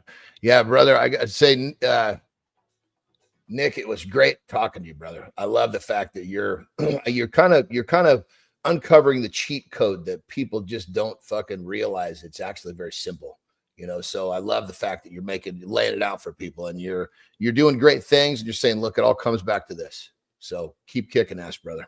Awesome. Thanks, Sean. You too. Great to see you. Awesome. Have a great day, guys. Have a good loop. See you, brother. See you, brother. See you, brother. See you, brother. We're hanging out with Nick Morrison, founder of Potere Search, a company helping scale-ups grow from 50 million to 500 million by recruiting not just great talent, but the right people for the mission.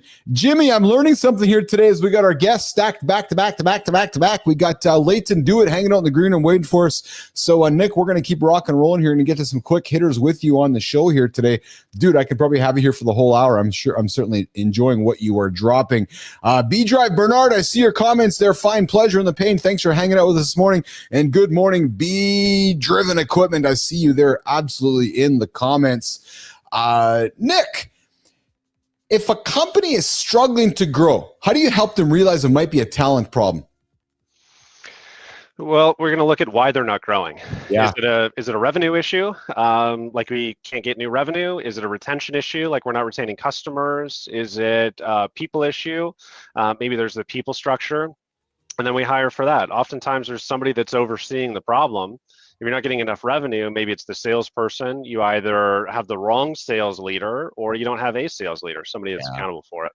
And so we look at like what the actual problem is, and then we kind of hire for that.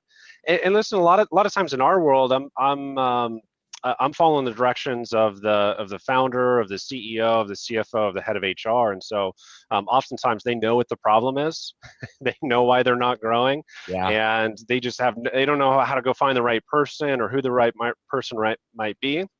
So they kind of loosely describe the problem, describe most importantly where they want to go and what success looks like, and then we hire the right people to go accomplish that. So then, Nick, there's a $50 million CEO listening in right now to the show. What's the first conversation we're having if he comes to you for help? What do you want to do with the business? What are you willing to risk? And then what does success look like along the way?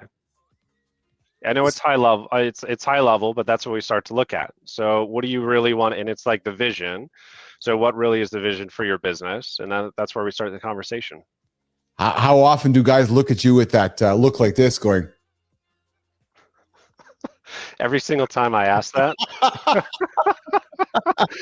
Because nobody asks that. And it's not even just the recruiters don't ask that, like the people that they work with. They don't ask them what they want to do. That's it. Begno, I see you in the comments. Where have I come? Scrolling YouTube. Begno, you've landed on Morning to Live with Keith and Friends, the only morning show to help you get your ass to bed and get after it every single day. It's a morning show for men. We go live Monday to Friday over here on LinkedIn, YouTube, and X. And I know you're on YouTube, so welcome to the show. We are in the second hour hanging out with our friend Nick Morrison, talking humans, talking hiring, talking all bunch of stuff. I love it. Good time. Thanks. Don't forget to like and subscribe. And hey, we got a brand new membership option on the show as well. You see some of our brand new members with the green names next to them. That's because they're paying the $2 a month, the $10 a month, the $20 a month to be part of our membership community. And no, this is not a cash grab for Keith and Uncle John. No, it's just part of the path to growing a business, guys. So if you guys want to contribute, we'd be grateful for that. And all money is going to go back to being reinvested into the show. Nick, let's do some quick hitters, man. Favorite way to unwind after a big placement? Golf. Oh, golf. There you go. Job posting phrase you secretly hate. We are seeking. How often do you see that? I hate that too, actually. Almost all the time. Like, we know what you're seeking. You're advertising for it. Most unusual place you found a great candidate. Don't say at the urinal. Pretty close. In line at Starbucks. Oh, there you go. Yeah, there you go. Coffee or energy drinks, Nick Morrison? Coffee, for sure. I'm back on coffee. It took a 4-year break, but I'm back on it now. Nicely done. And hey, here's a big one. First thing you'd buy if you sold Potere for $100 million. First thing I would buy, a vacation. Nice. Does that count? Yeah. I bought a Tesla Roadster when I sold my company for $50 million. There we go. Love That's it. what I bought. I wanted to buy the Corvette, Nick. But then people were like, Keith, if you buy a Corvette, you're like every other old dude that buys a Corvette. I'm like, oh yeah, you're right. And I kind of strike myself as the old dude, so I bought a Roadster. Honestly, it'd be a cabin in the woods. That'll be probably the first thing that I buy when we sell. Yeah, but the Roadster's wrapped up in the garage now.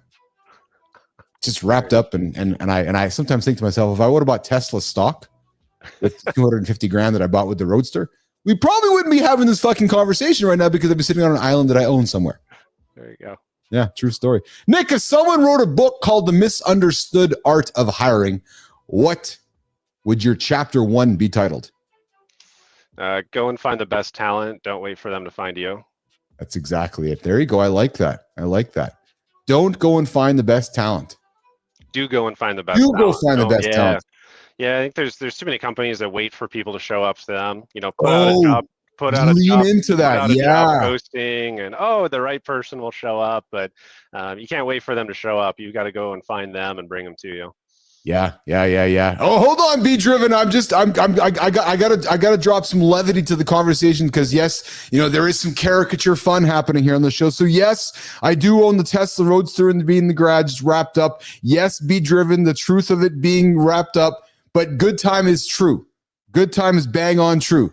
My daily driver, you guys, it's a rusted up 300,000 kilometer 2018 Jeep Wrangler. Yeah. And that's why my second wife married me. She's like, I don't give a fuck about the Roadster. I love your Jeep. I'm like, that's what I'm all about. So yes, behind all the showmanship and all the fun, good time is right. I get into my rusted up, literally, Nick. It's like fucking, I think that one day I wonder if the seat's going to fall through the floorboard. But you know what, brother? It works for me. It gets me from point A to point B. That's all I need. I would love to bring you back because I got Layton Dewitt here. He's patiently waiting for me. I would love to bring you back about talking about one thing. And it's this idea where so many of us businesses don't hire slow and fire fast. And I think that is the biggest challenge businesses have, right? Is that we hang on to people too long and we just hire the wrong people 99% of the time. Am I correct with that blanket statement, Nick, would you say? I think so. I don't know the exact statistics, but yeah. The blanket statement's true. Yeah. We just don't fire fast enough, do we? No, I don't either. I'm guilty of that. Yeah. Nick, where can folks find you and connect with you and interact with Nick Morrison at Potere? Yeah, LinkedIn is the best way. LinkedIn at Patiri Nick, and you can connect with me there. Awesome. So I clearly haven't been saying the name of your company properly. So Patiri, I apologize for that, but I did the best that I could. You did great. Thank you so much. I'm a Canadian guy. And I feel like I can have grace because I'm Canadian. I can just say, I can say names and words because I say garage and I say about and I say roof. So I say poter. Yeah, that's probably a really great lesson for anybody who's starting a business. Think long and hard before you name your company. Mornings in the lab with Keith and friends. Nick Morrison, I appreciate you, brother. I'm looking forward to grabbing a coffee with you later today. I love the nuggets you dropped here, and I'm going to offer some honest truth to you right now. Typically, I would have kept you along a little longer, but I got shit a couple days back from my producer, Jimmy, because I just was horrible at managing the clock. He's like, Billis, if you don't manage the clock, we're going to be here till fucking tomorrow. I'm like, yeah, you're right. So I got to manage the clock, and I got to get you out of here because I got a new guy coming in, but I'd love to have you back and talk about hiring and firing. Can we do that sometime, pal? Absolutely. We'd love to do that. Thanks for having me, brother. I You appreciate best, you. pal. I'll talk to you a little bit later today, okay? See ya. Beautiful. All right. Nick Morrison's out of here. Jimmy, hold on. What if the key? Hold on, I got to get to the comments because I think I struck a nerve with my Tesla Roadster and my Jeep Wrangler stuff here. I got we got B Driven. I get to own in the Tesla. I'm a square body guy. There you go. We got Lady Drew. I love the Jeep Wrangler. Jeeps are awesome for trails from Bernard. We got Good Time and don't have to worry about someone scratching the old Jeep. Let's just Good Time. I actually leave it unlocked all the time. There's sometimes I just leave it running. Because I'm like, hey, if it doesn't start, it's going to be more of a pain in the ass because it doesn't start. So I'll drive somewhere, leave it running. I know I'm letting it idle and wreck the environment. I my carbon credits. But hey, I let it idle. Like if someone wants to steal it, just steal it. Good for you. And yeah, I can roll it over and I can laugh later. Very, very true. I hope you like my business name says Be Driven Equipment. We do. And hey, guys, I want to invite you to do this, especially my members that have been hanging out for a while here. Good Time, Be Driven, and so forth. Our good friend Adam Holroyd, the inaugural Mornings in the Lab club member, launched our community earlier this week without Uncle Keith even knowing. Yeah, I got up one day and I'm like, hey, Adam's a member. I'm like, what? Adam's a member of what? With this community we have. So apparently we have a community. It's $3 a month. It's $15 a month. There's $20 a month to join the Mornings in the Lab community. And you're going to get a lot of great stuff from us. What are you getting? I don't fucking know. We're figuring it out. Because too many of us entrepreneurs wait for perfection. Well, no, we do progress. So I can assure you guys that we're going to build this community collectively. And I also want to tell you guys that the money that you're contributing is not going to my pockets or Uncle Johnny's pockets. No, it's going to growth of the show.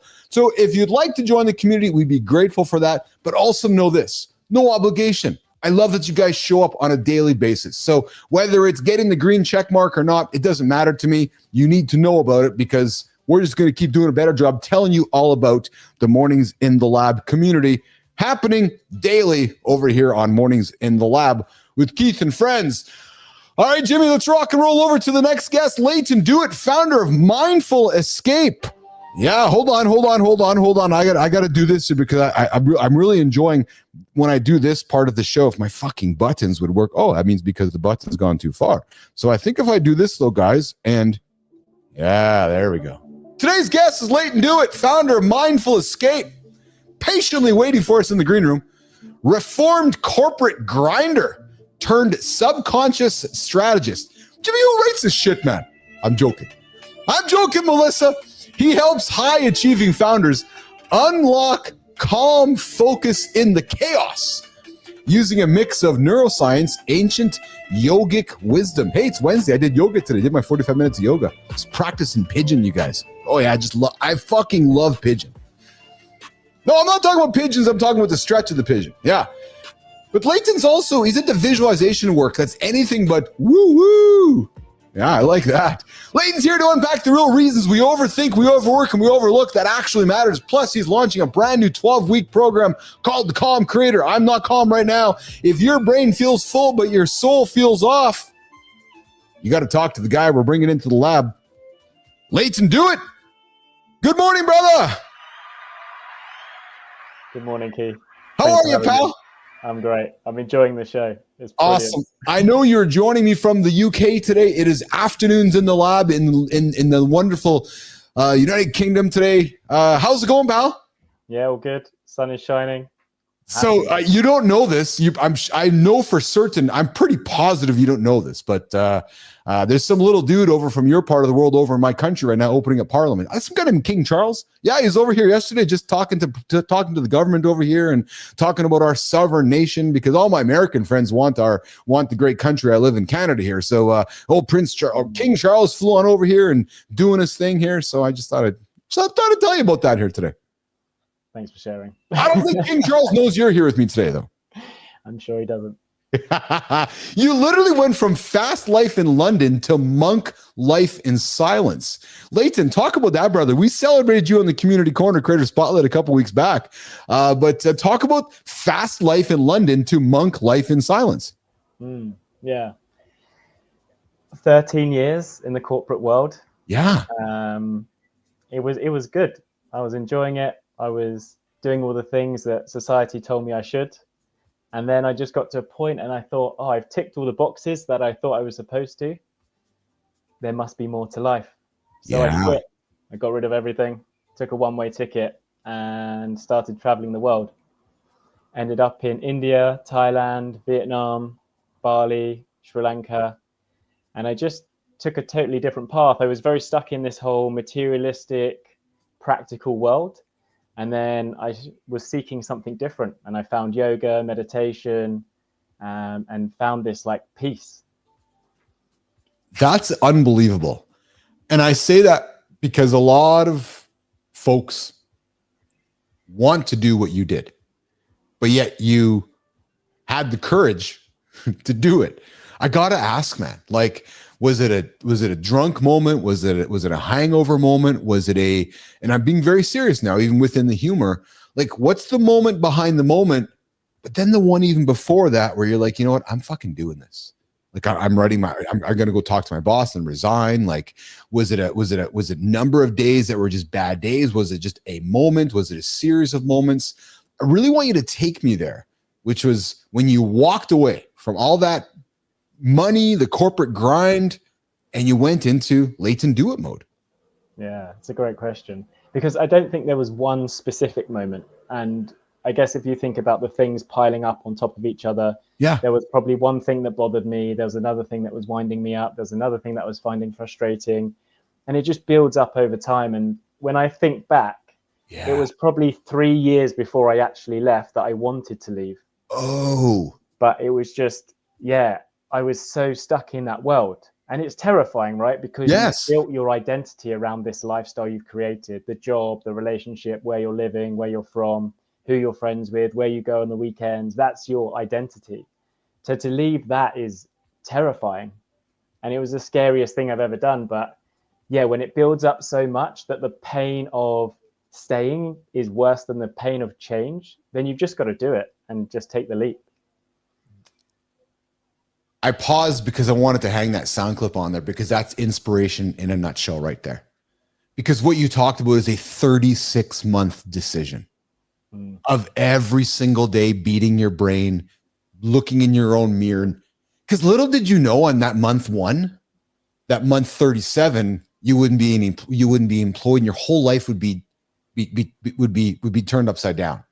So I love the courage, and I love that. I love hearing about that journey as you went through those days and those moments. And I bring it up because we know, Layton, we both know there's a lot of guys right now that are in those 36 months right now, right? Or they're in advance of those 36 months, and they're wondering what the hell that looks like. And that's what the show's all about. Dude, I woke up at 50 years old going, okay, sold my company for a bunch of money. I'm fucking lost. I got no purpose. So my identity was lost. We started the show with a guy who talked about identity and why we introduce ourselves with, hey, I'm Keith from this is where I work. That's your identity? Well, that's how we're taught, right? So I love your story that you're like, no, that's not my fucking identity. I'm Layton Do It. I'm going to go travel the world, and I'm going to create some space for myself, and this is what it's going to be. What's the number one belief, Layton, that founders have that you have to rewire right away when you work with them? The number one belief. There's a couple. I would say the top ones are, I have to do it all by myself. Yeah. That's a big one. Yeah. What do you say to that? What do you say to that, Layton? for me, it's about getting to where that comes from. Why do you have that belief? And usually it's deep rooted in something much deeper. Yeah. Like a time in their childhood when they didn't think they were worthy or good enough. So then they continue going through life like they have to prove themselves or prove to other people that they are good enough and they are capable, and that they have to do it all on their own. They can't rely on anyone else. Layton, I can relate to that. I'm going to be vulnerable with you. I'm that guy. So I bootstrapped, sold the social media company, sold it for a couple bucks, did okay in my life, led a global team of 500 people from scratch, took a white piece of paper and created a company out of thin air. It still exists today. So had some wonderful achievements, had some wonderful accolades, financial success, approval, all that bullshit, Layton, all of it. But then I wake up starting this today with this whole idea of, yeah, but I don't want to be Rick Astley with just a one-hit wonder. Like, I don't want to be in sync. Like, I don't want to be a guy. And people are like, yeah, but you've achieved more than many people have ever achieved in their whole life. But my drive was not wanting to just be like a one-hit fucking wonder. Yeah. And you know where it's coming from. Real purpose. Because I know that I'm good at leading myself. So if I can help lead others, that's the purpose for me. Right. But I had to learn that. I had to learn that my identity wasn't rooted in what I achieved. And dude, like, I'm 53, still learning that every single fucking day with my audience and my community. And I believe that's why the community loves coming to the show, because I stand up here and say, yeah, I'm fucking naked and I'm struggling with shit, but I'm trying. Right. Because I can't do it all by myself. Yeah. And we're all struggling, right? We've all got our own battles. And anyone who stands there and says there's no problems in their life is hiding something. Yes. Yeah. Layton, what's one founder story that you'll never forget? Someone who completely shifted. And as you go through your days today and you talk to other founders, you're reflecting on that person's story because it had such an impact on you. Without names, what was it and what kind of impact did it have? Yeah, it wasn't actually a founder. He is now, but the biggest transformation is a client I worked with about 18 months ago. And he was in this loop of jumping from one job to the next, moving from one different area to the next. He was like chasing something and he didn't know what it was. And then we started working together and he realized that he was doing the things because that's what felt safe to his nervous system. He felt like he should have a job because that's what he was taught his whole life. Should. I hate that word, man. That shoulding, right? We should on ourselves so much, don't we? Yeah. And he didn't have the self-confidence to make that leap because there was so much fear within him. If I go out on my own, what if I fail? Am I good enough? Am I capable? Layton, I can tell you, man, that, one of the greatest things I have enjoyed about aging, I should say, and I'm looking at I've got a distraction here. What I can say what I've enjoyed the most about getting older in life has been leaning into my confidence about not caring. You know what I mean? Because I know you know what I mean, because you talk to a lot of men, a lot of founders who are worried somebody's judging them for something. But as you get older, you care less about all that. And it comes from confidence through winning and confidence through failing. That's how you learn. Right. And then when you get to the point, like, yeah, I don't fucking care really what everybody thinks. That's magic. Yeah. Follow me? The biggest thing is also feeling safe to fail. Yes. Because that's a big one, right? If you feel like, a lot of people I speak to, they're running a side hustle. So they've got their job, they're trying to create something, but they haven't got the faith in themselves to go all in on that. And it's this fear of, if I do that, it's not safe. And we need to create that safety within us to take that risk. Yeah. So that whether it fails or it succeeds, we know that we're going to be okay. Yeah. You're hanging out with Keith and Layton here on Mornings Live with Keith and Friends. We're getting after. Layton Dewitt is joining me from the UK right now. He's got a new program called The Calm Creator. I'm going to ask him about that in a quick second here. We got Be Driven Equipment. We got Bernard coming in with, I'm so close to the top of the mountain, getting this thing up to a 7 and an 8 digit a year deal. That's awesome, Bernard. Dude, if there's anything I can do to help you, Bernard, let's connect, brother. Even if it's a coffee or if it's chat or just ideating, I would love to do that for you. Please don't be afraid to come knock on my door. And then be Driven Bernard comes back with, I think it comes from having to count on yourself when others let you down. Dude, I can relate to that. As a matter of fact, I'm relating to it right now. over the last 24 hours. So I'll air my dirty laundry.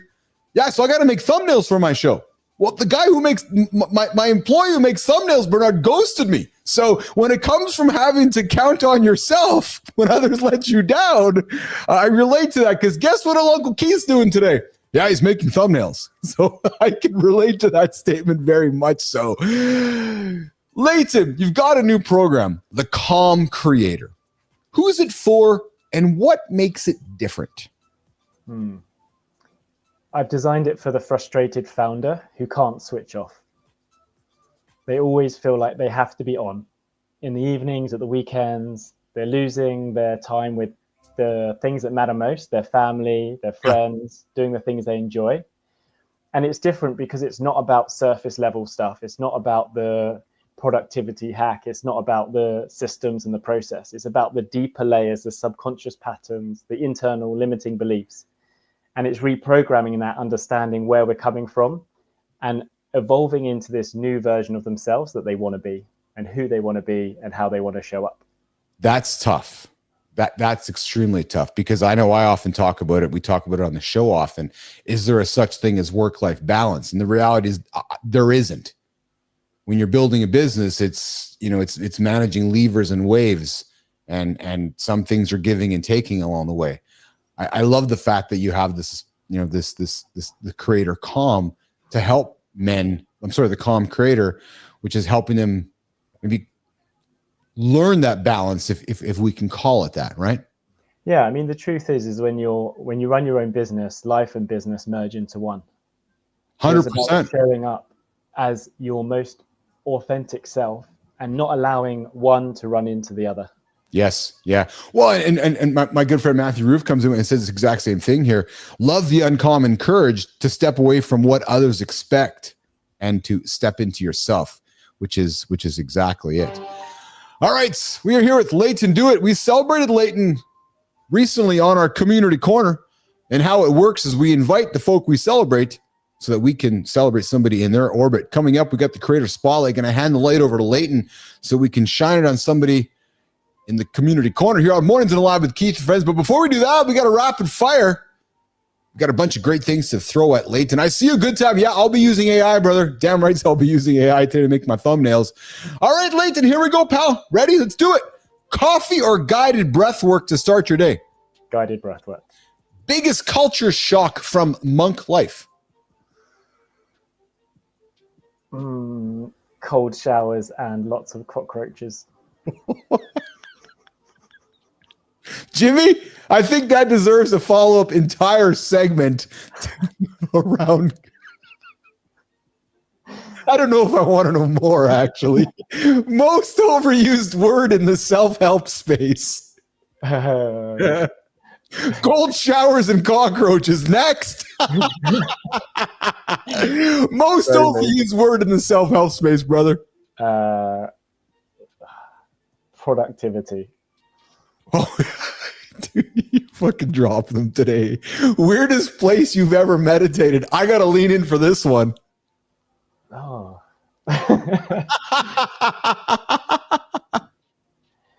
I don't think it's weird, but I'd meditate anywhere. Yeah, I bet you have. I was meditating once on a bench somewhere, and a couple of guys walked past me, and they were like, "What is he doing? What a place to meditate!"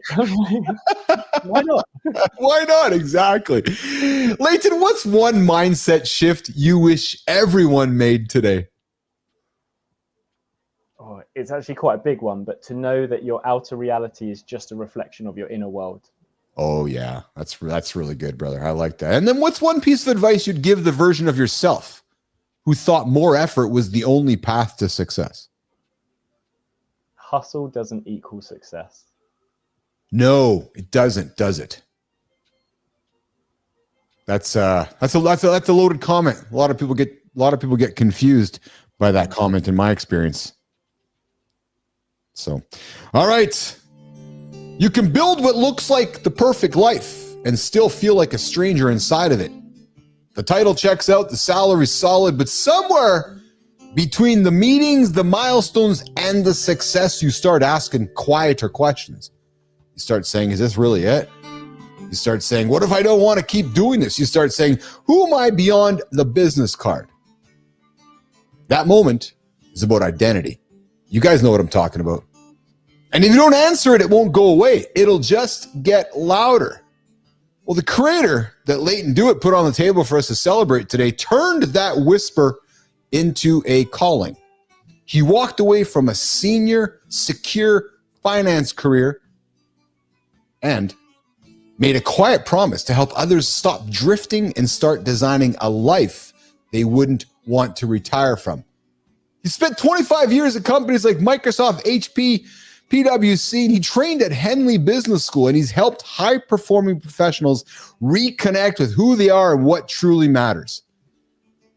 Mornings in the Lab Nation, I invite you to pause your day and be introduced to Jamie Rawlings, also known as the Liminal Coach. Jamie helps unfulfilled CFOs and midlife professionals transition from what is uncomfortable to what is next. Not by rewiring and rewriting their resumes, but by reshaping their lives. So guys, if you've hit the midlife moment where success doesn't feel like yours anymore, Jamie is one of the few voices who can guide you through it with empathy, clarity, and courage. This isn't about reinvention, it's about reclamation. Layton, when we asked you to spotlight someone in your network, you chose Jamie. Tell us why we're celebrating him today.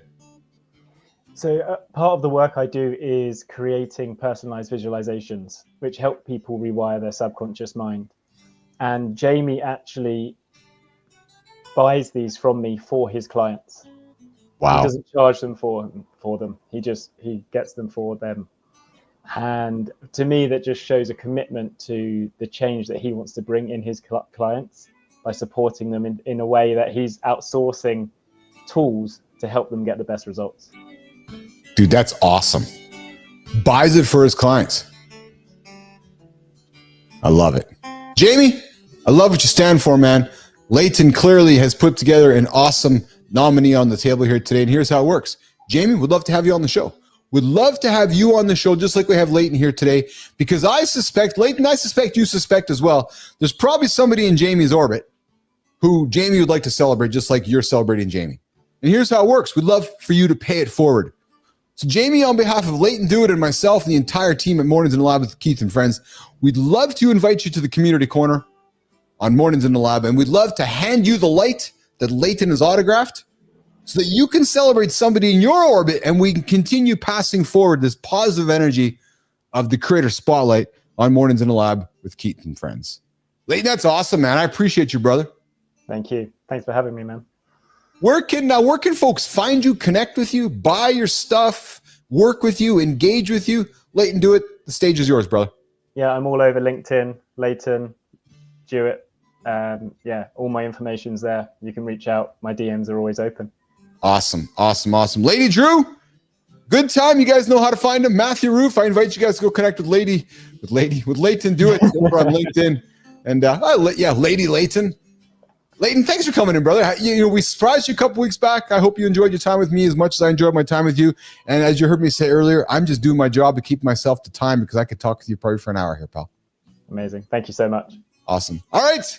Layton's going to get out of here, Jimmy, and we're going to keep the show rolling on to the next segment, which sounds just like this. Yeah. Bernard, I see you. Currently, for me, it's picking up additional equipment to meet demand and learning to be top quality on the product side with all the extras like apparel. Hey, be driven. Bernard, let's get you on the show. Let's feature what you're building, brother. Let's get you on here. Let's feature what you're building. Let's talk about it. Let's do what we can to help you, okay? Love to have you on here. All right, guys, it's time for the community corner where we're connecting LinkedIn and Substack through Mornings in the Lab with Keith and Friends. From parenting to performance to what no one teaches men about sex, we're pulling the most honest takes from LinkedIn and Substack today. All right, let's do this. Let's talk about, hey, Jimmy, how's that sound change there, brother? Oh, yeah. Let's talk about this post from Toby Emons. Toby Emons, holy.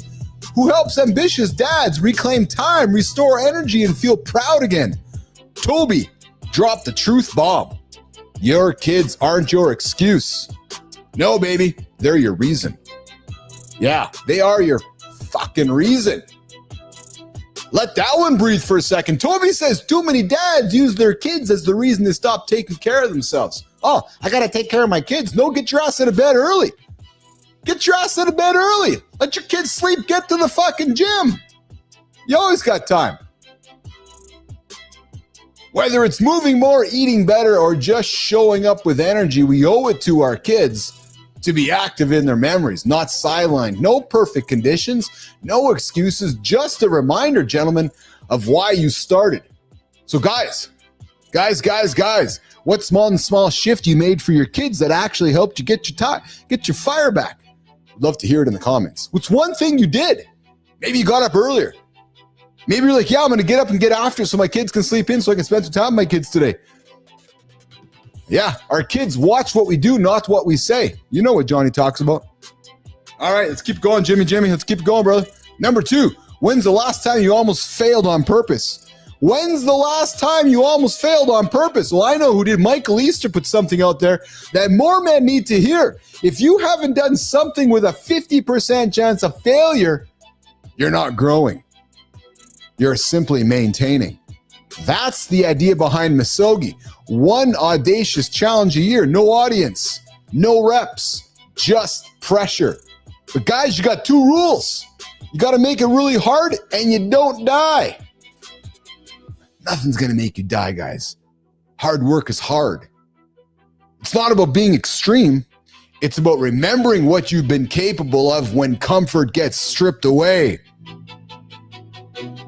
Have you ever tried something that you knew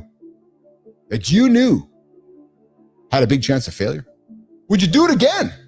Because I invite you to drop your thoughts in the comments. All right, Jimmy, let's keep it rolling, brother.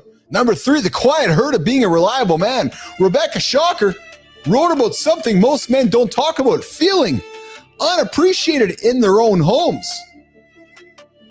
Ladies, do you know the burdens us men are carrying? Do you know the burdens us men are carrying? You don't, because we're carrying them. We're carrying them. We show up, we protect, but at some point, it stops landing.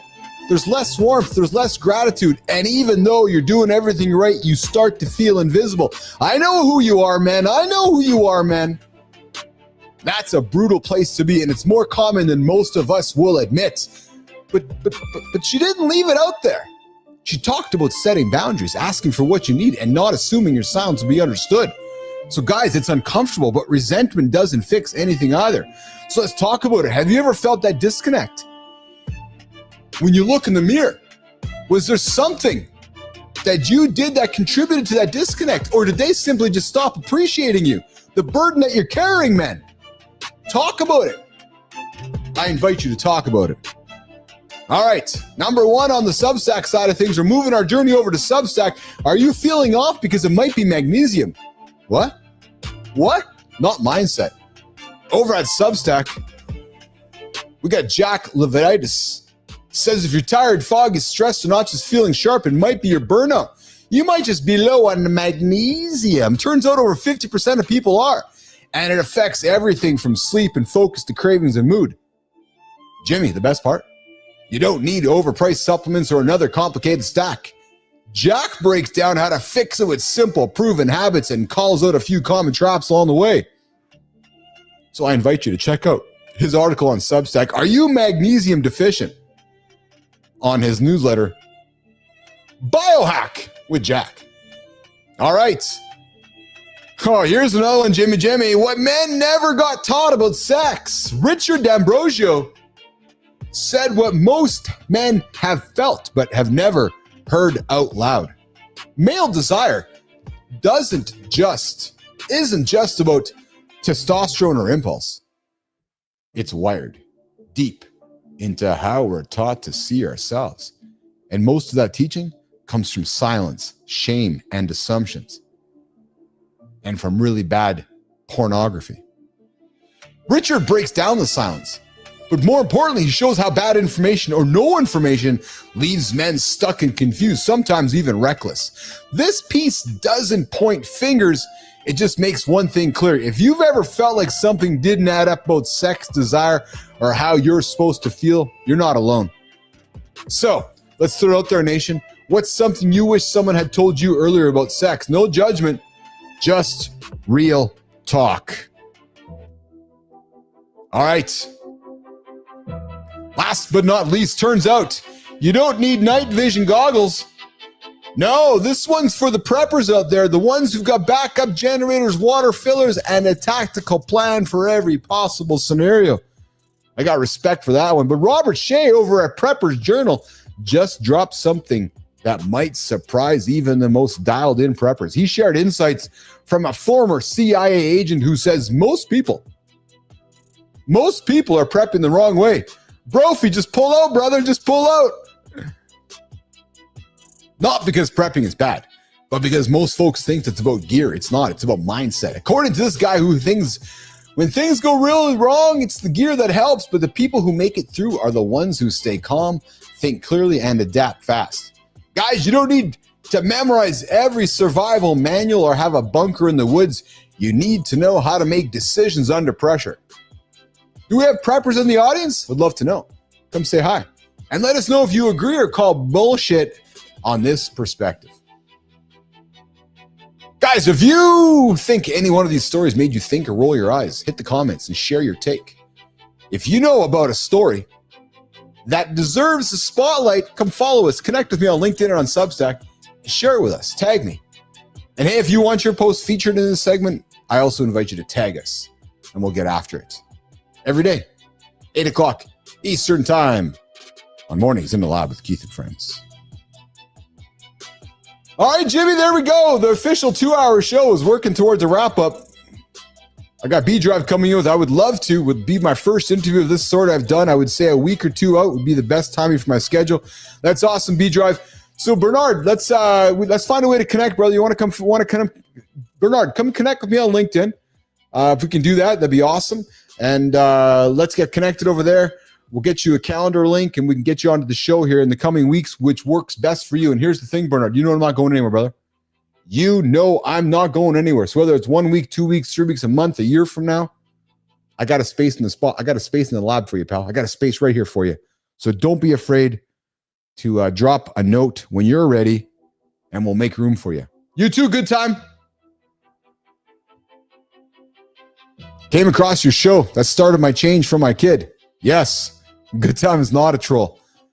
Yeah, Good Time's the biggest fucking troll out there. I know you, Good Time. We banned him on day one. All right, guys, well, listen. Wednesday of the Loop is over. I gotta go make thumbnails. Yeah, I gotta go make thumbnails for tomorrow's show. That's a true story. Jimmy, did I get to all of them, Jimmy? No, I did not get to all of them. Jimmy, did I do all of them? No, I didn't. I did not. I guess I got one more to go here. Not everyone wants to be just one thing. Nope. There's this pressure, spoken and unspoken, to pick a lane, to water down your interests until they fit neatly on a resume to tell a simple story, even if it's not your story. And the cost? You stop exploring. You trade energy for efficiency. You shrink. But what if your curiosity was the blueprint? What if you could build a career that didn't just tolerate your interests, but ran on them? Well, that's exactly what this creator did that we're going to celebrate, that she's showing up for others, how they can do the same. She helped global brands expand into new markets, built a founder community from the ground up, advised startups on how to scale and storytell. And today, she turned her experience into a living, breathing portfolio of work that earns, teaches, and evolves. Nation, I take a moment to invite you to meet Anna McKenzie, writer, mentor, startup advisor, and the voice behind Animax Stack, a sharp, honest newsletter for people building careers that don't fit in a box.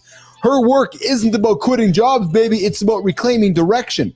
She helps generalists, creatives, and solopreneurs build sustainable portfolios that reflect the full depth of who they are. If you got range but no roadmap, if you've outgrown your title but haven't outgrown your ambition, then Animac Stack isn't just worth reading. It might be the permission slip you didn't know you needed. And Animac, here's what's happening, girl. We'd love to have you on the show. We'd love to have you on the show because we want to celebrate you. We want to celebrate somebody in your orbit. We want to hand you the Mornings in the Lab Creator Spotlight. Stefan James, #1 Canadian prepper. What's up, Stefan? Love to hear. Stefan, why don't you come on the show? We'll talk about Canadian prepping, brother. Anna, I got a light for you. It's called the Creator Spotlight. I'm handing it over to you right now. Jimmy, we're giving it to Anna Mac. So Anna could take the light from me and shine it on somebody in her orbit, in her community. So we can invite them into our community, Mornings in the Lab with Keith and Friends. So Anna, we're celebrating you here today. We'd love to celebrate you in the future. Let's do it. Let's get you on the show. Mornings in the Lab with Keith and Friends. All right. Be driven. Bernard, thanks, brother. I think once my website is finished up would be best, at least from where it's at. We are week 1, adding everything in now. Awesome. Bernard, come connect with me, brother. I would love to do whatever I can to support you because you support me every single day. So I want to do what I can to support you as well. Stephen James, I appreciate you, Canadian prepper. And hey, guys, just a reminder, and I'm just doing my job. I got a job to do. We now have a Mornings in the Lab paid community. $3 a month, $10 a month, or $20 a month. What do you get? We're working on it. You're going to get a lot of great things. Special access, extra access, discounts on the store. We're going to launch here soon. It's not here to line Keith and John's pockets. No, it's here to reinvest back in the show. That's what we're doing, right? So whether it's buying ads, getting better guests, increasing distribution, our mission is to get in front of as many men as possible and women and partners and lovers so that we can help men get up, get after it, hit their biggest, most audacious goals by not hitting the snooze button, not being 9 minutes behind everybody else. So I invite you to join Lady Drew Boger, to join Adam Holroyd as members of the Mornings in the Lab community. And you guys are going to get special badges. You're going to get special stickers, emojis. And hey, if you get a badge today, you're only 1 day behind Adam Holroyd, who got his badge yesterday. And if you get your badge tomorrow, you'll only be 1 day behind Lady Drew, who got her badge today. So we're gonna celebrate streaks here in the lab. You guys keep showing up, you're gonna get a lot of great things. That's how it's gonna work, Jimmy. Yeah, that's how it's gonna work. So be driven. I see your comments, man. I appreciate you. I appreciate you a lot. I appreciate your time because I know time isn't free. When you guys give your time to me, that's more than $3, $10, or $20. So I'm really grateful for that. Tomorrow, Josh Kalinowski, Eric Kester. I ditched toxic productivity. Here's what happened next. Tomorrow, right here on YouTube, over there on LinkedIn, over there on X, and over there on Substack. Mornings in the Lab with Keith and Friends and my friend, producer Jimmy over there. We'll see you guys. Have a good one. We'll talk to you guys tomorrow.